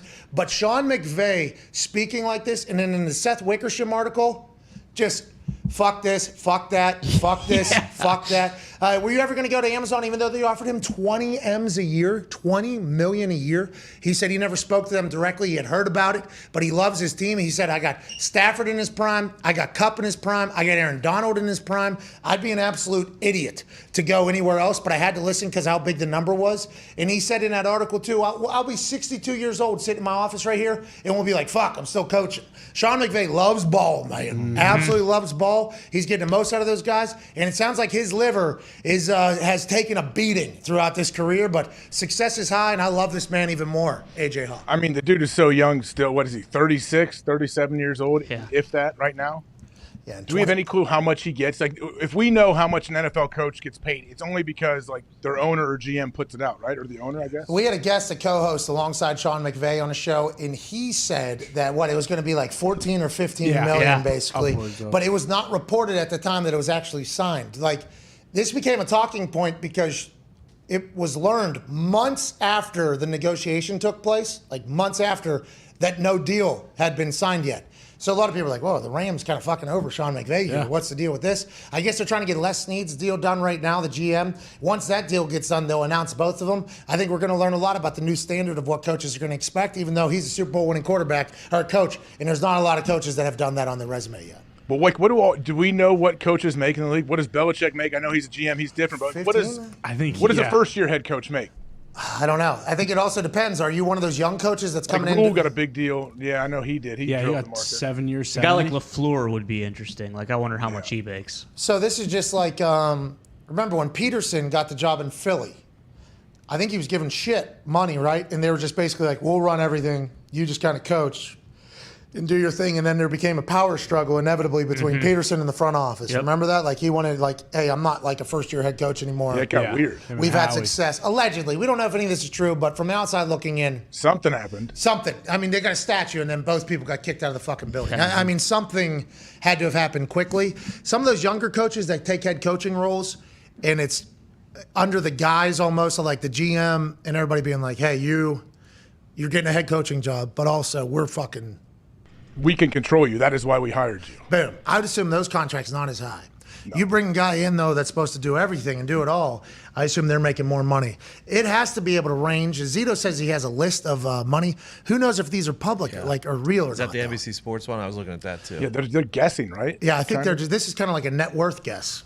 Yeah. Not actually knowing. Yeah, because I guess you could get an agent that would be able to tell college coaches make so much now, too. That's why. Everyone's getting paid a lot. Yeah. Sean McVay, 15 to 18 million, they're saying. This was just a projection. Yeah. Bill Belichick. Is that like a 5-year deal? How does it work? Like, you say it's a 5-year deal, and he gets fired after year 1. Does he get paid out 4 years? Yeah, coaches are all guaranteed deals. It's awesome. And I think Bill has a clause in his contract that he's the highest paid coach GM in the NFL. As soon as another deal's done, he goes up. At the bottom of that list, after 19, which is Stefanski, it says unknown 13 coaches. So, like, are they writing that they know Zach something? Taylor and Cincy, what's he getting? Yeah, and they also probably $25 a game. Yeah, they have to also take into effect that MCDC coaches for free. That he doesn't even get paid. He just gets a house. Coffee. Yeah, coffee. Yeah, Starbucks runs. Let's get to a break here. Today's show has been awesome. Yeah. We went for an hour and 37 minutes to start the show without a break. Think about that. Blew through a heart out. Boom. Sorry about it. I don't see Mad Dog doing that. Boom. He's in multiple Hall of Fames. Yeah. So. Yeah, it's only the second break. It's the third hour. My bladder's been doing pretty good today. Yeah. Probably got to hydrate better. What? I've been drinking a lot of this. Live forever, they say. What? I mean, you're running sweet routes like Michael Thomas earlier. You saw me sticking? See ya. The fuck is that? Yeah. Exactly. Too much Shaking power? the earth. Fucking so explosive. I just fucked up the whole thing. Yeah, radio waves. What is that? If you do, is that from the thing in the pocket? Fix it. You gotta stay in the pocket. It's in your pocket. No, I'm too explosive. I just shook the fucking thing on the ground. Oh, yeah. Because your leg is coming out of your pocket. What thing? The thing. The fucking amplifier down there, dude. Like your phone, like old buddy sliding into third. You can't believe that. That was awesome. What's being missed in that conversation of the Pittsburgh Pirate guy sliding into third and his iPhone falling out of his back pocket in the middle of a fucking big league game? Is he stepped into the batter's box with that phone. Yeah. Got on the base. That's right. With that phone. Mm-hmm. Nobody said a thing. Yeah, but all of a sudden he's sliding into third. It comes popping out. Everybody's getting up in arms about it. He knew, too, because he was going head first. He knew he had his phone. I bet he took a selfie on third base. Yeah, Zito just came and told me that obviously it's against the rules. Can't have electronics on you. What? What if he was getting vibrations, text messages, 2 texts, curveball, fastball, Are the Pirates cheating to win? If that's the case, I'm back on board. Hell yeah. If Pittsburgh, I'm a Mets fan. Edwin Diaz is my guy. Sure. Hit the trumpets. Let's keep it moving. Of course. But if the Pirates are cheating like that to win, get me back in the Pirates. Get me back in the PNC Park. You better hope not, because I think they're still about 25 games below 500. So They're trying anything. Starting time left. Making a late A lot push. of time left. This You're guy right. coming from a team that hasn't won a game since the All-Star break. They won on Monday, Tony. Okay, so let's not do that. All right, still have the best record in the American League. Let's not start. Are the Mets in the American League? No. That's what I thought. Fucking bitch-ass American League. That's what I thought. You have your fun now. Okay, you have your fun now. Your team stinks. No. My team's good. I got Thor throwing the rocker on. I got Big Polar Bear hitting dingers. Thor doesn't play for them anymore. Thor's back on the Mets. Plays with division rival Phillies. Now. Fuck them. You got DeGrom. DeGrom's Does DeGrom got a nickname? Yeah. just the best. Beast. Yeah, he throws smoke. Best pitcher in And baseball. DeGrom and Scherzer won You too. got that. Better than anybody. You got that fat guy from the Pirates. Too. Vogelbach. Yeah, he's a beast. He's awesome. He runs a 4.4. Yeah, He's got burners. easily. Also, From the Pirates? Yeah, of also course. Starling Marte. A lot of fucking ex-Pirates are on a fucking. So it's basically a team I'm supposed to be Yeah. cheering for. Yeah. You guys fucking stink, dude. And when that Subway Series. happens, just know that the Mets about to pull their dongs out all over you. Oh, shit. Trumpets are going to be out there. Dongs are going to be playing. Hell It's going to yeah. be a full thing, dude. You got no shot. I hope we get the opportunity to see it because I know I'll be able to let you know what happens because I know you won't watch it because it'll be football season. No. Hey, AJ, I'm all in. Yep. I saw a video of DeGrom warming up, Yeah. and they just played Simple Man throughout the entire. And the Mets fans are all singing it while this guy's throwing fucking gas warming up. I'm like, the Mets get it. Feels like the Mets are they get it more than anybody. AJ, they get it more. I want to than go to a game. Me too. Bad. I want to be in City Field. City Field. Bad, dude. I want to get in there. Those trumpets. You've been a Mets fan for a while, right? What's that? You heard me. Well, I've been Since Mike Piazza, baby. Oh, fucking Piazza, dude. Yeah, the Paisano sitting back there with right. he didn't wear any of those knee savers. No, he was no, not wearing G. fucking knee Nito savers. Santiago didn't either. Unlike those kids Or on Pudge. out there fucking Well, claiming. One of my favorite players of all time, Keith Hernandez. Yeah. I mean, that guy. Keith Hernandez is a dog. Absolutely. You watched a lot of his games, right? Absolutely. I just heard him actually And yesterday. you love him now because he's He the won't- voice of the Mets. He's the voice of the Mets. He won't go to Phillies games. And he was on Seinfeld a bunch of times. Absolutely. he And was. tweeting out his phone number for the babes. Beast. All right. So Keith Hernandez swings a big fucking stick on and off the field. I love that He guy. asked Jerry to ask him move. And that was just the end of the friendship. Well, Damn. whatever the case, I'm a Mets guy through and through. Always have been. METS. Mets. It's a shame Thor ain't on the team anymore. Yeah. Miss him. And Jose That Reyes. billionaire bought them, last year? Bought the team? Yeah, there was no drama around that at all. No. No, none whatsoever. It's awesome. Steve Cohen's a good guy. Allegedly, from what I know. I'm not sure. He's owner of a team I like. Let's go get a pennant. Yeah. Let's go get a pennant, Win the dude. pennant. And then win that And then win piece the- of metal. Is the pennant means Pennants. That's AFC National League. Championship. Yeah, bingo. Yeah. okay? It's the NFC. Bill Maher used to own part of the team. Bill Maher, HBO guy. Yeah, he had a little chunk, I guess. I think he got out when Cohen came in, though. He did a speech about us celebrating people being fat, and I thought that was a pretty good speech. I don't know if you heard it. Which side I was didn't he hear on? it. He said, "We got to stop just acting like this is okay." He said, "Everybody's celebrating people that get ridiculously obese, and they say it's like body shaming if you say anything." He said, "Well, people are dying. We got diabetes going everywhere, like heart this. failure. We like don't have people aren't healthy enough to fucking go in the military now at this point because of alcohol." I like what he said. He said, "Like this is an actual problem that people should talk about." And I didn't do the research. He did apparently. Oh, yeah. Has he had a McDouble recently? Felt like he was talking to me though, because my weight does fluctuate a bit. But I appreciate the motivation. I will try not to be a fat ass Bill Maher. Well, I don't think he's talking about you. There's a lot of. If you walked around this town, there's a lot of. Bill Maher's investment into the Mets, $20 million, came out $719 million in Pretty it. good investment. Bill. Not bad. Congrats, Bill. Nice job, Bill.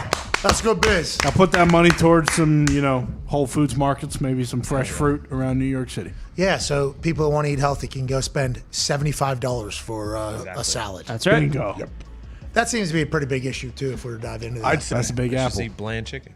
I could feed a family of 15 for like $4 at McDonald's. Bingo. Not anymore. You It's so can't, cheap. unfortunately. What? Quarter pounder with cheese gone up? Fucking guys. I told you the other day I got a goddamn McDouble was $2.29. I said this ain't the fucking McDonald's I know. I'm paying $5 for two McDoubles.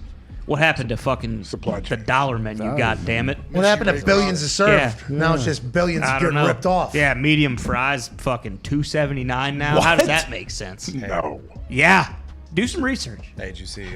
That's what Bill Myers doing. You see what Chick-fil-A's doing? Who? Chick-fil-A. Creating wings. I saw that. I think actually, you're right. I saw a picture of it. Wings. Yeah. They're breaded though, right? Oh yeah. Of course. Smarty Arties is breaded. Of course. That doesn't. Chick-fil-A. I want the skin. Just like Smarty Arties. They heard about Smarty Arties and said we need some breaded wings.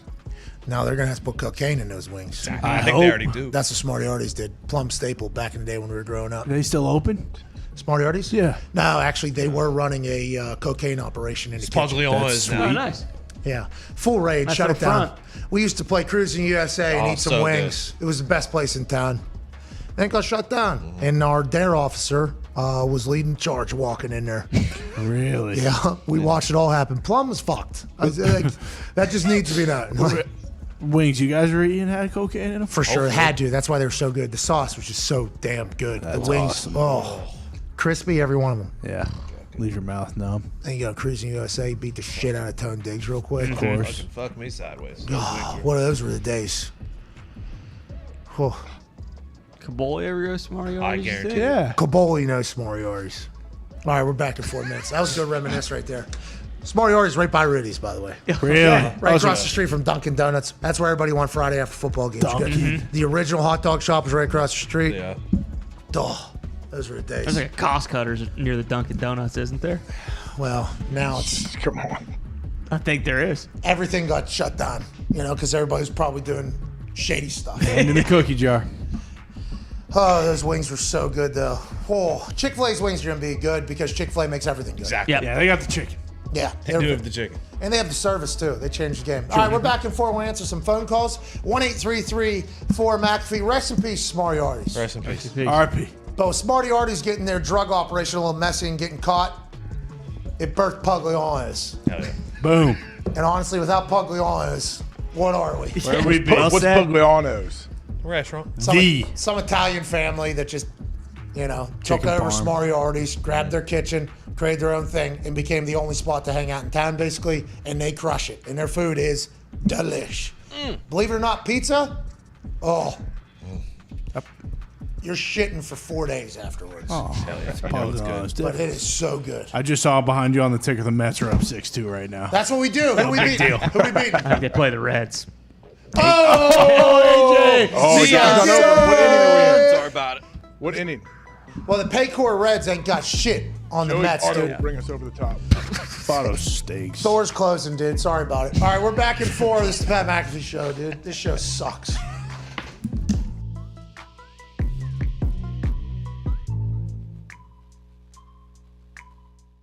I just saw a picture of you getting out of, I think, a 757 that was from Jim Irsay. What was that, and have you ever been in that plane before? I thought it was like the team plane to fly all of the Indianapolis Colts. Literally, it's got the logo on it, Pat, and it was awesome. But look, that's just Jim. Pat, I had a wonderful 14 years there. It's obviously the team that I wanted to play for always. I understood the decision he had to make, and no hard feelings. And for him to send his plane to fly me and my son down here, it was a great gesture. A lot of room for me and Marshall. We were throwing the football. So, pretty cool experience. Pretty cool father-son weekend. By the way, as he's moving from event to event right now, you are the best, dude. Where are you headed right now? I'm going to the game. I got Lynch. I got Faneca. I got these guys in the background. Boys, So, congratulations! Yeah. Congratulations, boys!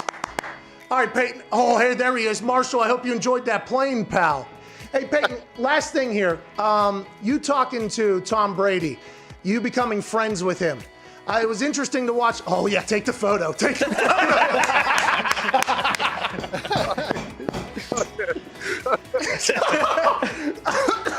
All right, we will wrap this up. Well, I'll tell you, Pat, I don't think anybody can do what Tom has done. Look, I know how hard it was for me to get on the same page with my receivers, learn a new system, learn new coaches.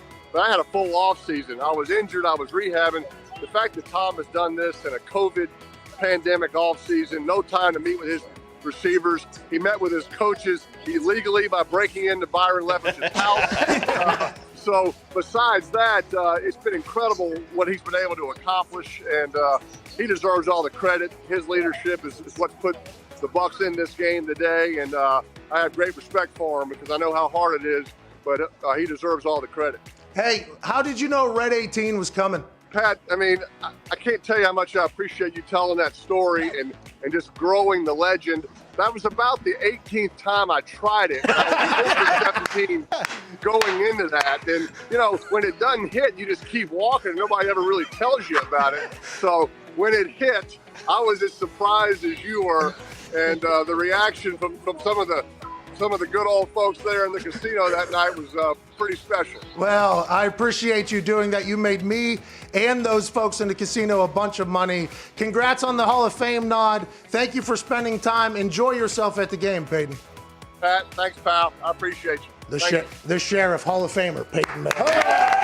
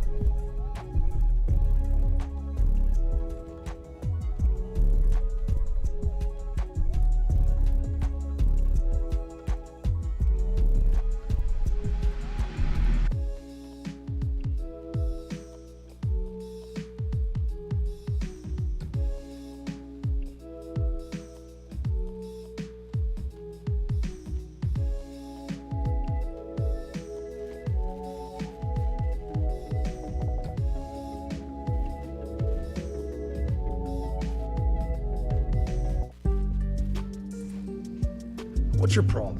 What? We were just talking about this. Maybe. Welcome back to the show. It's the Pat McAfee Show here on this Wednesday, August 10th, 2022. We just learned that Vogelbach met stud in Stallion, man who runs a 4.4, and I think he ran the 60 in baseball or something like that. He is fastest time documented for pound runner. Beast. He comes up, his hit music is, he comes up to Milkshake. My milkshake brings all boys to the yard. And they're like, it's better than yours. Damn right. It's better than yours. Teach you.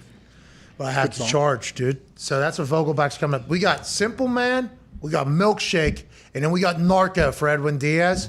Good luck to your sorry-ass Yankees, dude. Well, you know what? I just find it funny that you're just talking about Bill Maher said, hey, let's, we need to stop, glorifying these fatzos. Vogelbach, yeah, he's an athlete, but Jesus. Well, you want to give the guy the fucking silver slugger because he comes up to Milkshake? Yeah. Ha ha ha ha! That's you gonna do this for every Mets player?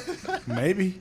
What's Pete Alonso walk up to? Is there a polar bear song? Dude, he pooping my fingernails. All right, let's go to the phones. Pooping my fingernails. Let's go to the phones. Pooping and fingernails brought to you by the guy that also brought you the AJ Hawk Would Murder You song. Yeah. Which was left out of the original story from AJ Hawk. Let's go to Robert in Michigan on the 5Energy phone line. Go to 5energy.com. Use promo code McAfee to receive 10% off your order. Robert, Michigan, what's going on? What's up, Pat and the boys? I just first of all want to say I love you guys. Love listening to you every day. Super happy that Foxy is back. My Michigan boy is out there. And he's representing our Lions in your studio. All right, well, we appreciate the Foxy's back as well. It's great to see you, pal. What do you want to talk about, Robert? So I went out to training camp yesterday, and I just want to say I've been out there before. I went out there last year. The vibes were kind of good. It was kind of one of those things where everybody knew we were going to be shit, but, they were kind of hopeful. This year, everybody out there is just like, fuck yeah, this team looks incredible. First of all, our cornerbacks look incredible. Cool. Everybody they face, our one and our two, are just killing it. Every single time they went up any receiver, they shut down. It was great. It was incredible. Okay. Those are your receivers, though, Robert, that are getting shut down. Yes, they are our receivers. Trust me, I understand this. Okay. But the biggest thing that everybody's saying around Lionstown and Detroit and Michigan everywhere is health. if we can stay healthy and we can keep these players that we know are good in there, and they can stay, somewhat strong, we can be something. Also, I want to say that the punter, Jack Fox, best in the league, got to talk to him after practice and everything, and he was putting dimes out there. He dropped 3 that were right on the 1 yard line, complete stop right there. He went over with the kickers. He kicked a 45-yard field goal just for shits and giggles. No big deal. He is a fucking beast.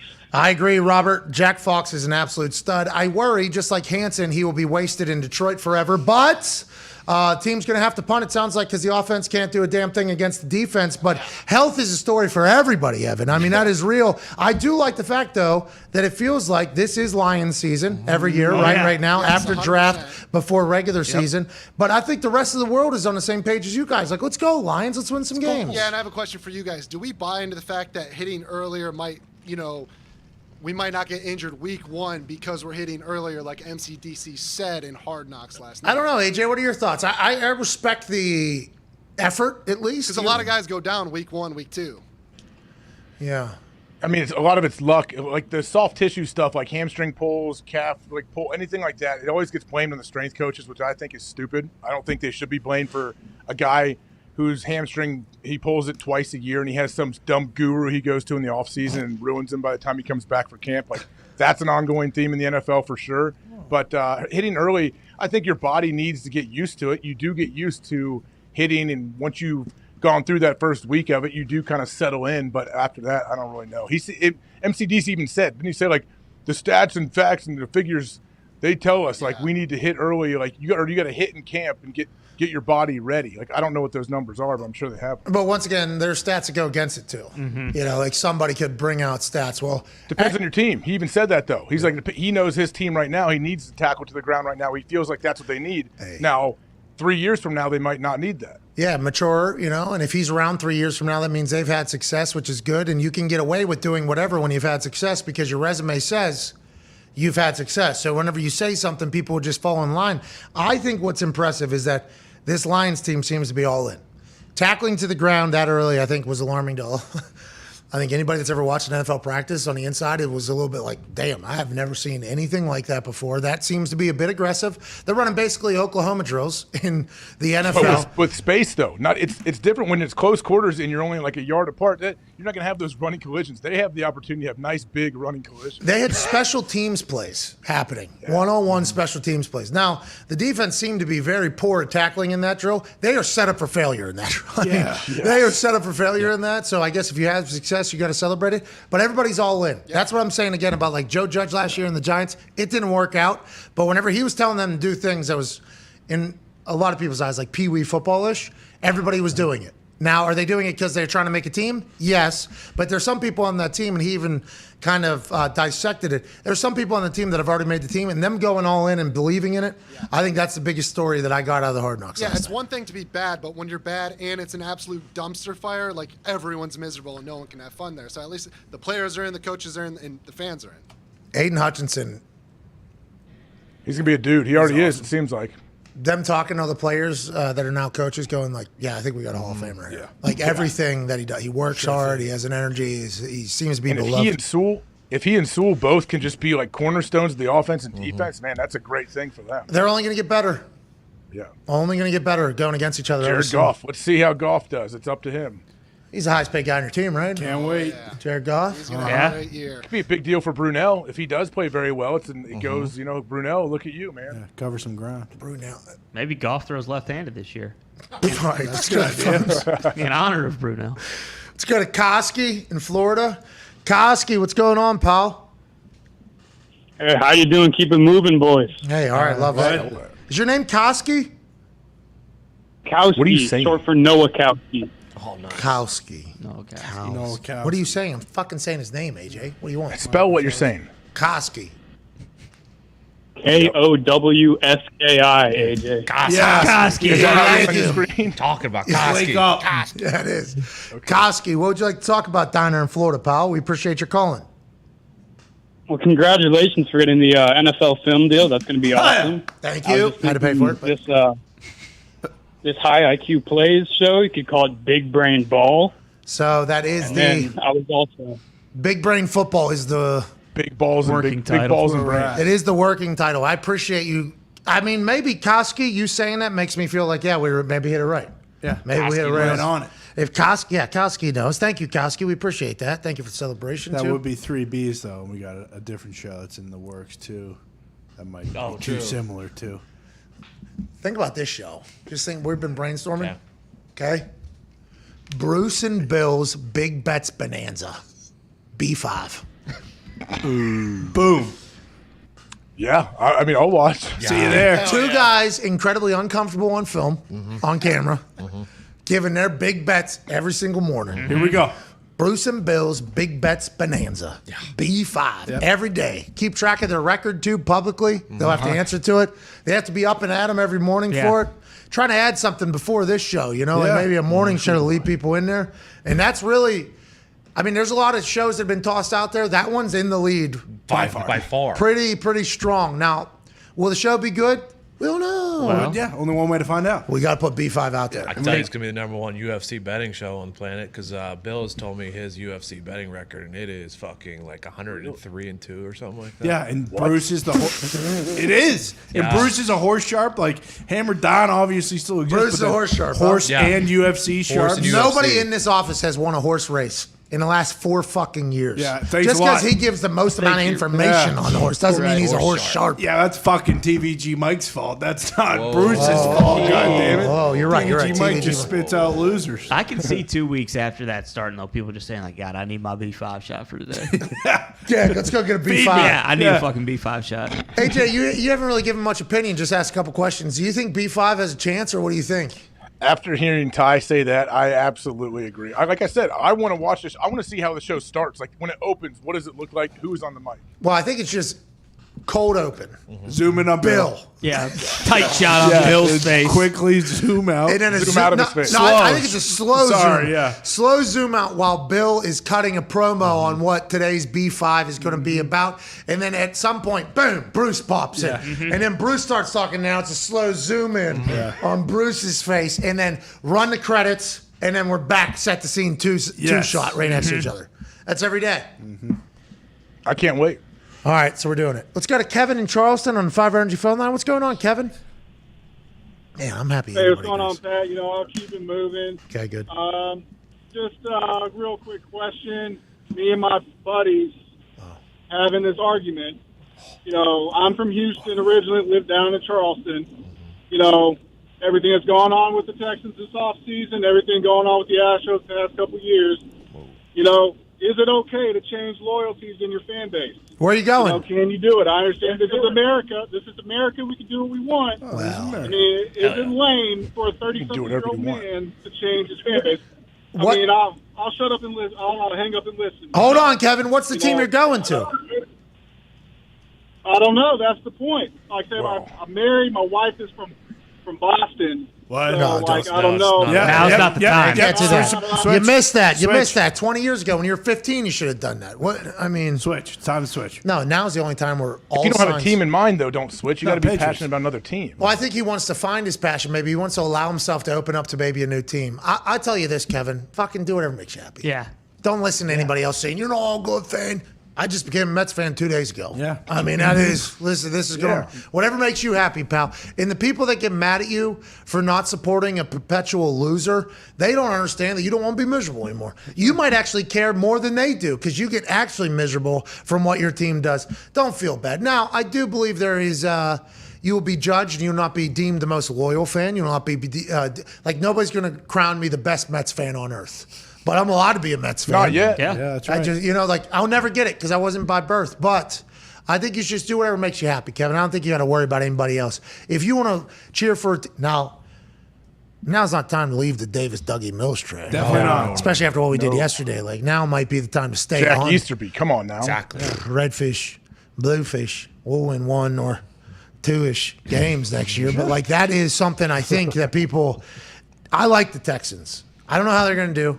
But if I was a Texans fan and you've already gone through all the shit you've gone through, D-Hop for a bag of balls, J.J. Watt just released out of nowhere, lawsuits, all hell's breaking loose. It feels like you maybe built up a callus. Now might be the time to reap a little bit from what you've sown through that, where Boston teams seem to go in the other direction. That's right. That's right. I mean, that's kind of the thing. No, I feel like it would make sense to hop on the Boston train now, especially because, hockey talk, Bergeron's back, Krejci's back, the Bees look better than ever, the Pats. You're already on the Bruins. This guy's a Dallas Stars fan. He doesn't give a fuck about the Bruins. Well, that sounds like he's from South Carolina. I don't even think he has a hockey team right now. Caniac.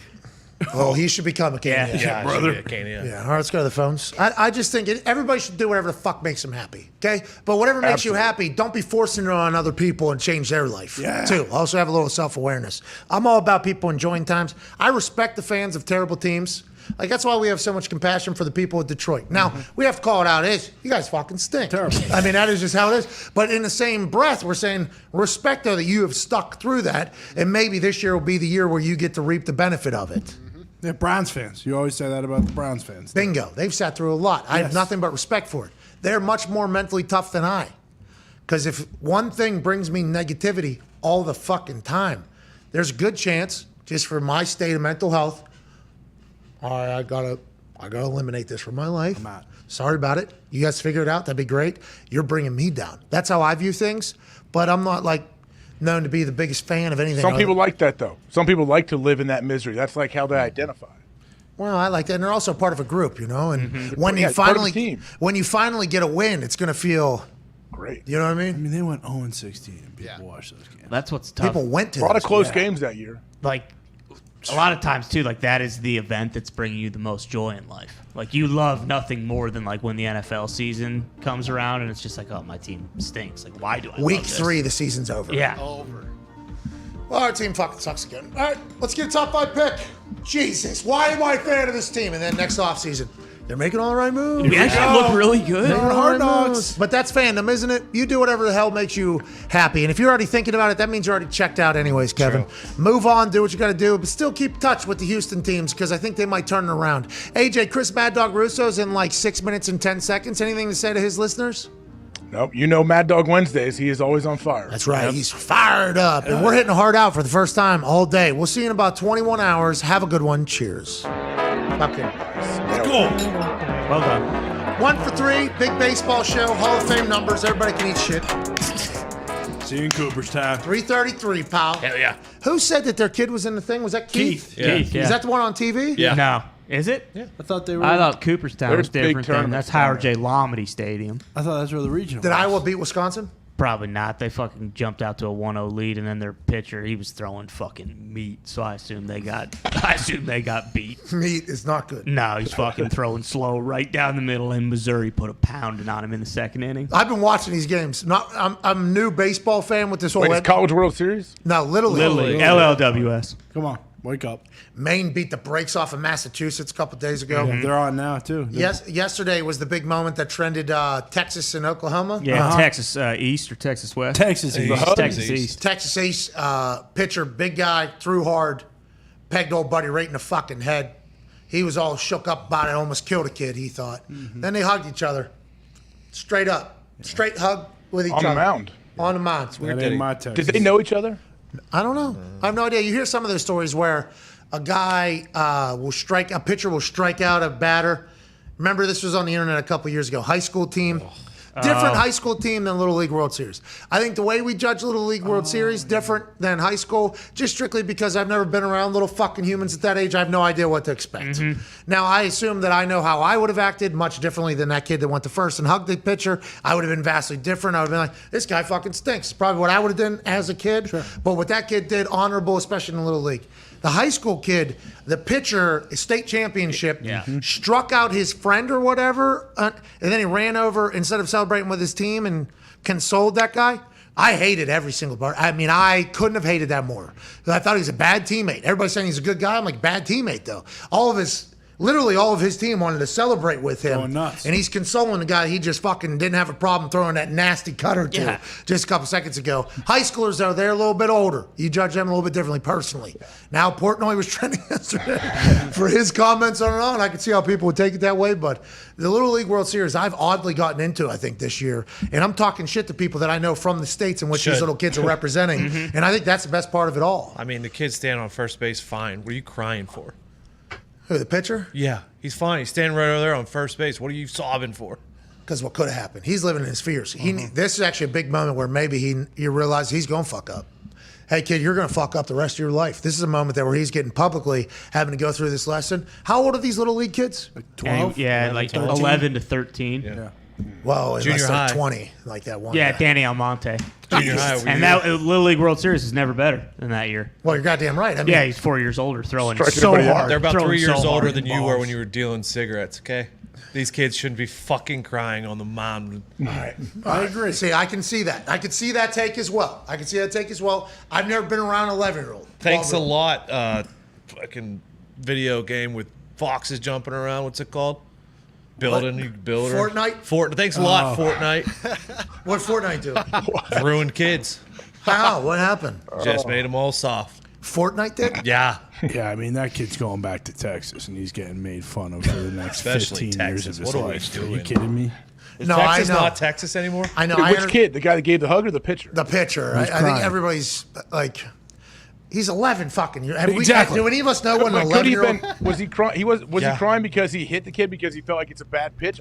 I'm not saying he might not have thought he killed him. He could have said, "Man, I just let my team down." Yeah, I thought that when I first saw it, I thought the kid was just a baby, and he was crying because the bases were juiced, and he knew like, hey, if I don't get out of this inning, guess what? We're not going to the Little League World Series, and all my teammates are going to hate me. Oh, so it's all right. Whatever the case, But I don't know if the bases Keep were throwing. juiced. No, I don't think they were. I think he was the only guy on.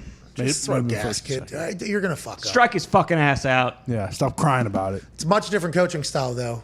You know what we probably went through. Yeah, probably. You know, with our coaches from Plum, Yeah, exactly. Pittsburgh, than what You mean old buddy's grit? going through in 2022. Yes. Rub some dirt on it. I did have a pretty good cigarette operation by that time. Had already, been through it a little bit by that age. But Amazon warehouse. bases were juice, we just learned. So Yeah, maybe he Yep. No, I think. bottom of the first inning. That doesn't mean anything. Sack Yeah, of but wine. I think they were down like 4-3. Like you know, that kid, he's on an all-star team. He's a stud, and this other team's just fucking shelling him. And it's like, before I think he was probably just like, oh no, we're gonna lose. Oh, he's embarrassed that it was all happening on TV. I think so. Probably. Grow up. Hey, you're gonna toughen up, kid. I've been through situations like this. And look at that other guy. Was that other kid talking shit to him? See, that'd be sweet. Was that hug like it's all right, pal. Don't worry about it. Fuck you, bitch. We can handle the situation. Yeah, You like can. Safe MJ, travels like home. MJ and Larry. What if he was just like, What if it was? Yeah, hey, don't worry about it, man. You're not good enough to be out here anyways. that'd be This is awesome. your coach's fault for even putting you in Now this we're position. talking. You have no control at all. I mean, we've been just bombing on you. It's on TV. This is a shame. Come on in. He drops the MJ. You bitch, fuck you, and then just goes back to his base.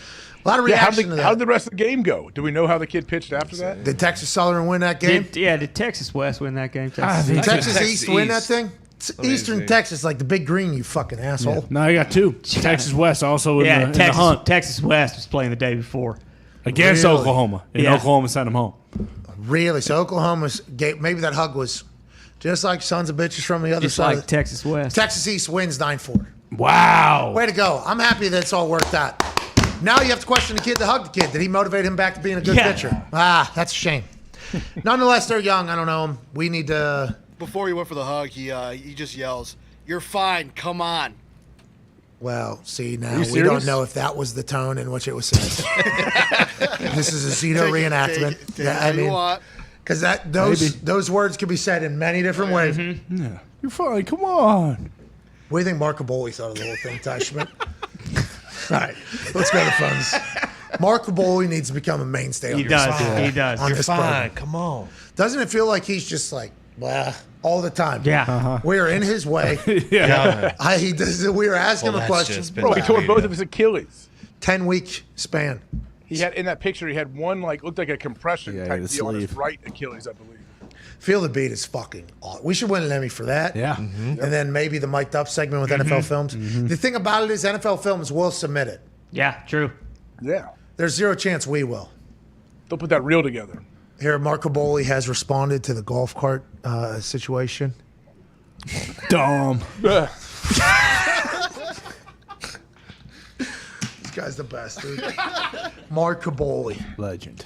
I'm really happy we could potentially introduce Pittsburgh to a lot of people, probably, this particular show. Oh, yeah. Yes. I think that is definitely something. Absolutely. Let's go to Mead in Los Angeles on the 5 Energy phone line. Mead, what's going on?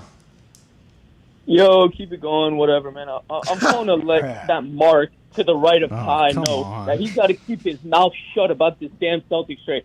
Now the story's coming out that they want to offer Tatum and Brown. Look what you're doing, man. You're undervaluing the guy. This What the guy's hell's Mark wrong if with he you? believes that's real. What's wrong with you, Carter? Huh? I mean, this.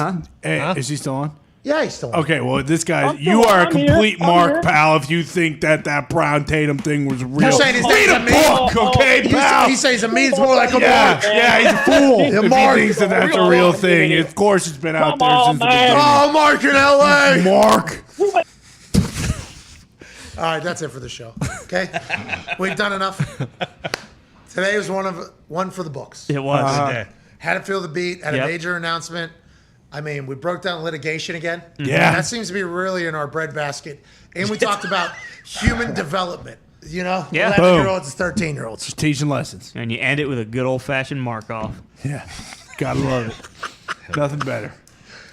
Thank you, Hard Knocks, for bringing today. Thank you, MCDC. Hey, the little preview for the Cardinals got me interested too a little bit. I know you had a great idea of Kyler studying some game film. Hey, we're that just should be the brainstorming. next one. We're just publicly brainstorming a little bit with the NFL Films people who are, at that point of the conversation, people didn't know are our partners now. But now that they are our partners, I mean, we'll keep firing ideas at them.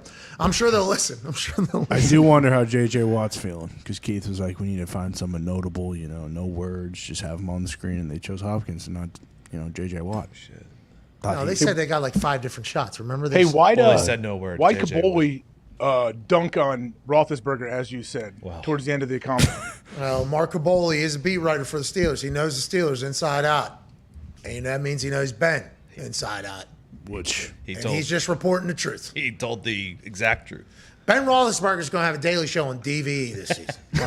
Or on what? DVE. WDVE 102.5. Get it right or pay a price. Rocks. You haven't heard the last from Ben, believe us. Yeah, Ben's going to be a guy this year. Well, you said if they're not talking about Ben, we know he will interject himself. That's what Caboli said. Yeah, because that's exactly. Is that how all Pittsburgh feels? Yes. Do you not remember? He would do these local interviews with DVE probably on like a Monday or Tuesday after a win. Everything's going fine. They would win on Sunday. He would do these local interviews, and I don't think he was meaning to do it. It was just naturally how he spoke. Yeah, we got a couple offensive linemen that don't really know the plays, so we got to work on that. We got some wide receivers that really don't focus hard enough, but we'll work on all that. And then the headlines are like, Ben Roethlisberger buries wide receivers, buries offensive linemen. Then the Steelers have to come out. We're not dealing with any outside noise or stresses. Then literally the next week, yeah, running back had the wrong play like 45 times, so we had to figure that out. Like, he would just naturally bury people, but I don't think Ben knew he was burying. Like, I think it honestly was. Like, he definitely didn't think he was, but obviously you would think the experience he has speaking to the media and leading a team, you naturally wouldn't do those kind of things. And that happened his entire career. It wasn't just like the boot too. I mean, he's famous for the walking boot and the ice on his knees. All of like the pictures from camp and all post-game pressers. Yes, bingo. And that's just going to get pulled away out of nowhere. Did you see that victory lap he took in Heinz Field when it was Acrisure, before it was Acrisure? That was great. I agree. I concur completely. But I think a lot of Pittsburgh fans are like, Ben's taking one, taking Tractor another round. He deserves it. So I think the expectation around Pittsburgh is they appreciate everything Roethlisberger has done for Pittsburgh and for the Steelers. But also they know Ben better than anybody else. And Ben's going to make us about Ben if he can, just 1, 2, 3, 4, 5 more times. Yeah, he ain't going to fluff it up. He's going to fucking tell the truth, okay? Yeah, I'm sure he's going to come out and talk. Yeah, when I was with Mason Rudolph, Mason's like starter 5-0 at the time. I remember Mason threw 15 picks in that one practice. Well, He he does hate Mason, which I do appreciate. Well, fucking Caboli's like, Why not Mason? Yeah. Mason ain't ever going to get a fair shot at this thing because fucking Yinzers are down on him, but he threw a perfect ball, basically what Caboli's saying. That's what he said today. 4 for 4. Why are you guys so negative? Is it because he's not is it you Italians or teaming up? Best guy plays. I thought Rudolph is Italian. What? Thought he was Italian. Didn't he go to Plum? If he went to Plum, he would be Italian. I'll tell you what, I've thought about this many You're times. not. I think if he had facial hair, I think he'd be fine. If he grew a beard, it'd be like a new version of him. All like, of this seems like reasonable things to hate him for. His face just seems. He's always got a bunch of sweat on his upper lip, and it bothers You me. want to take on Myles Garrett? He will always have bonk face, and you Yeah. can't get rid of that. No one will ever forget the look on his face after he got bonked with that helmet. His helmet. Yeah, his When own his helmet. face mask was screwed off. Yeah. Now, Yeah, there's the other one. Just think about Pittsburgh, you know? Like, think about everything you've learned about Pittsburgh. A guy representing the Pittsburgh Steelers playing against Cleveland on primetime television got his own helmet ripped off and then bonked in the head with it. You know? I mean, it's an unfortunate look for Mason. It really is. But honestly, if you line up anybody on the planet and say, hey, can Myles Garrett get your helmet off and bonk you in the head with it? I'd say, yeah, I think there's a pretty good chance he can get mine off. I do think him eating it is something that has been just forgotten.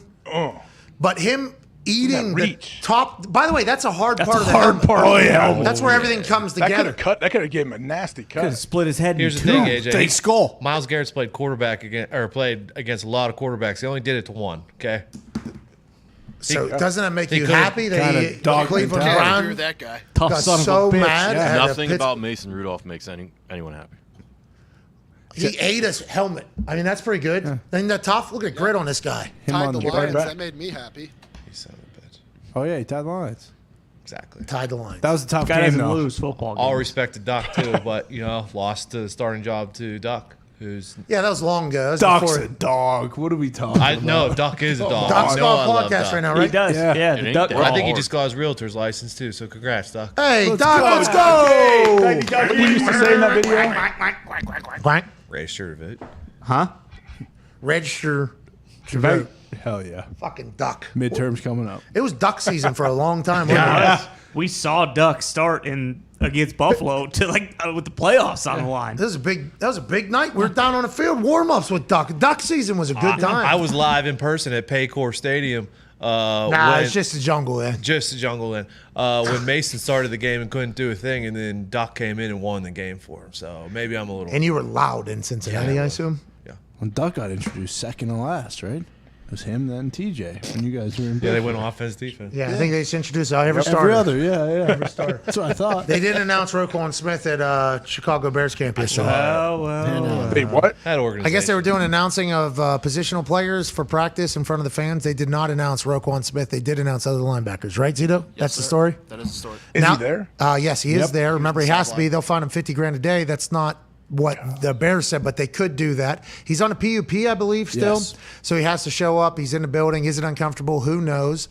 Ian Rappaport, the one who put out Roquan's notes section. So that wasn't even Roquan's social media. That's on us for not giving Ian Rappaport enough credit yesterday for being the one to release that. Rappaport would go on to say, and I think he spoke to somebody, I forget the name, and I apologize for that he's looking to make more money than Darius Leonard and reset the linebacker market.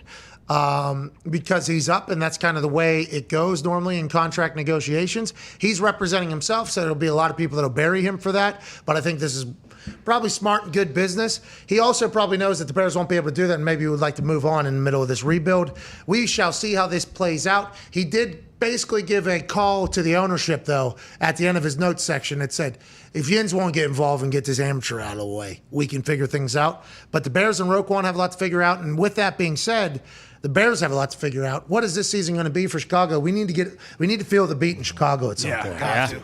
Because it feels bad right now. Does. It feels bad. Feels good in Detroit. Feels bad in Chicago. Yeah. Feels good in Minnesota. Yeah. Feels good in Green Bay. So Chicago feels like the only ones in the NFC North that don't have any good vibes going right now. And it's just because they're brand new GM, brand new coach, and they're in a rebuild, and this Roquan Smith thing is just kind of hanging over everybody's head. Well, and with the new head coach, GM, and granted this isn't the case for all of them, but Miami, new head coach feels great. Jacksonville, even new head coach, everyone seems to feel great. Las Vegas. Right now it feels great. We don't know what that means, though. Yeah, but Chicago does not feel Right. Well, it could easily turn around if they win the first couple of games. Like, this doesn't mean anything once the season starts. Well, if you win, nothing matters. But I mean, the Patriots, like, you got to be kind of worried about what's happening there. I was saying earlier, I can't wait to watch their first preseason game. I just want to see kind of the operation early on. Yeah, the Patriot shit is wild. Right Tomorrow now. night, you'll get It your is. chance. Yes. Every headline, who they But playing? we all have faith in Bill. Like, oh, Bill knows what he's doing. Yes, he absolutely does. But let's see how this one plays out. It's a new one. Who's we all, by the way? When I say we all, I mean myself. Well, that's not proper English. And I assume a couple other people. No, us too. Me too. I think in here too. I'm not saying I don't. Yeah, like we have faith in Bill. I definitely do because he has the resume and he is an absolute guru genius. I do like everything doesn't work. I'm not saying it's not going to. I really want to see what it looks like the operation. Okay, what does Mac look like? Can they even get in and out? Like, do they look like they know what they're doing? Every headline out of New England, and this seems to be, I guess, a normal occurrence. We don't follow along close enough. Everybody's talking about how terrible that fucking offense looks. And Bill Belichick is just eating all those, by the way. He's just eating all of that. And I'm on the same page as you. Bill Belichick will figure it out. They always start slow, don't they? Yeah, because football doesn't matter till after Thanksgiving or whatever. Like, they enjoy the process and the growth. But there's a lot of victory laps happening by Dan Orlovsky and those who said that this is going to be a problem for Mac Jones in his second year. And inevitably, Bill Belichick will get the last laugh in the end. We assume that's what our camp is. But there's a chance, I guess not, right, Connor? Yeah, I guess definitely. There's a chance. And like last year, we started out 2-4, still ended up in the playoffs. So is that like first quarter time where it's like, hey, we're still trying to figure things out, and the teams that we play also will probably still be trying to figure things out. So there's hope in that. But because he is coach GM, if there is a problem with the offensive line and they're not getting it done, like, you have to assume Bill, as he's done in the past, whether it be to get a wide receiver or a pass rusher, like maybe he will go out and grab a tackle or a lineman that might, mix it up and help out the team a little bit. I guess it's the offensive line just looks like trash. Yeah. Yeah, I heard the D-line's dominating. Yeah, D-line's our best part of our team. By far the strongest group. And 7-on-7s, I guess Mac looks good. Picking them apart. Looks good. So he has time. When he has time, yeah, of course. Yeah, I guess that's any quarterback in the NFL who can throw. If they have time, they're able to go. But how will they be able to figure that out here in the next few weeks? We will see. We assume they'll be able to. More breaking news around the NFL. Art Stapleton has changed his Twitter header. What? Yeah, there Hell we go. yeah. Baby, Art. Hey, thank you, Art. Love you, Art. Hey, you were great on the show, too, Art. We appreciate you allowing us to be a part of your goddamn Twitter header, pal. Dog. Sweet. Look at the visor on the helmet he has there, too. Looks nice. Is that OBJ? Yeah. Yeah. I did appreciate him saying, like, Thibodeau, people are, like, Giants fans are a little jaded about Odell Beckham and the way he acted. They're like, yeah, he's not like you. He's not like Odell. He's kind of doing his own thing. And I appreciate that because that's what the beat brings us. It brings us like how the locals feel and how the team feels that we would never know. They probably are scared to death of another Odell Beckham Jr. situation where the guy is incredibly talented, but for whatever reason, distraction-wise, they had to get out. Now he's a Super Bowl champion, almost an MVP. Super Bowl. They're like, how do we not have that situation happen again?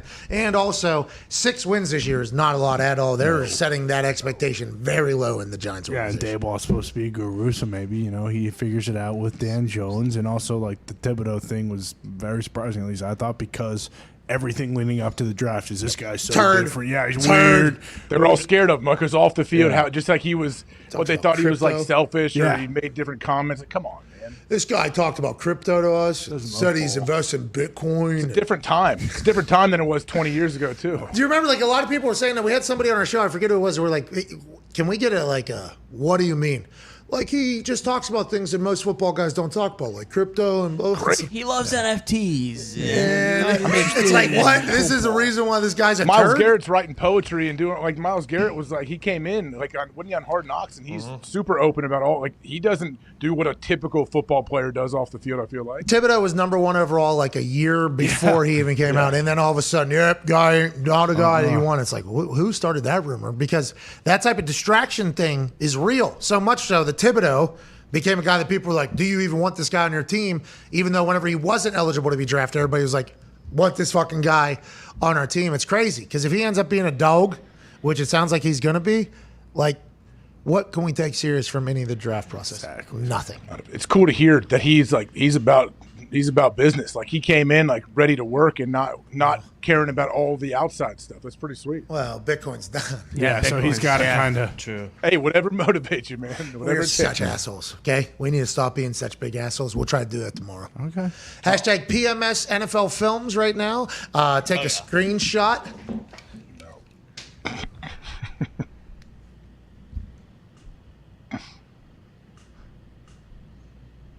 Use hashtag PMS NFL Films. Put your cash tag in there. Say something nice to somebody and use a screenshot that you just took from us. We'll give 15 people $500 on this Winter Wednesday. We can't thank you enough for watching. We can't thank the NFL Films enough for that partnership that's hopefully going to take our show to a whole nother level. AJ, can't thank you enough, pal. What a day. Thank you, AJ. Great day, guys. Great day by you. Ty and Connor, great work. Diggs, great work. Big thanks to Ken Rogers and Keith Costro of NFL Films. Keith Costro, real point person for the deal that we made with NFL Films. So big thanks to him and everybody over there. Everybody over there has been included. Nick Underhill, Art Stapleton, Mark Caboli, and to all the NFL players in training camp, we appreciate your service right now. We understand it's not great, but keep on going because the season's right around the corner. Hell yeah. We'll be back tomorrow with a show and a preseason game to chit-chat about from the New England Patriots. Tomorrow should be much better. Let's hope it is. Hashtag PMS NFL Films. Goodbye. Have a good one.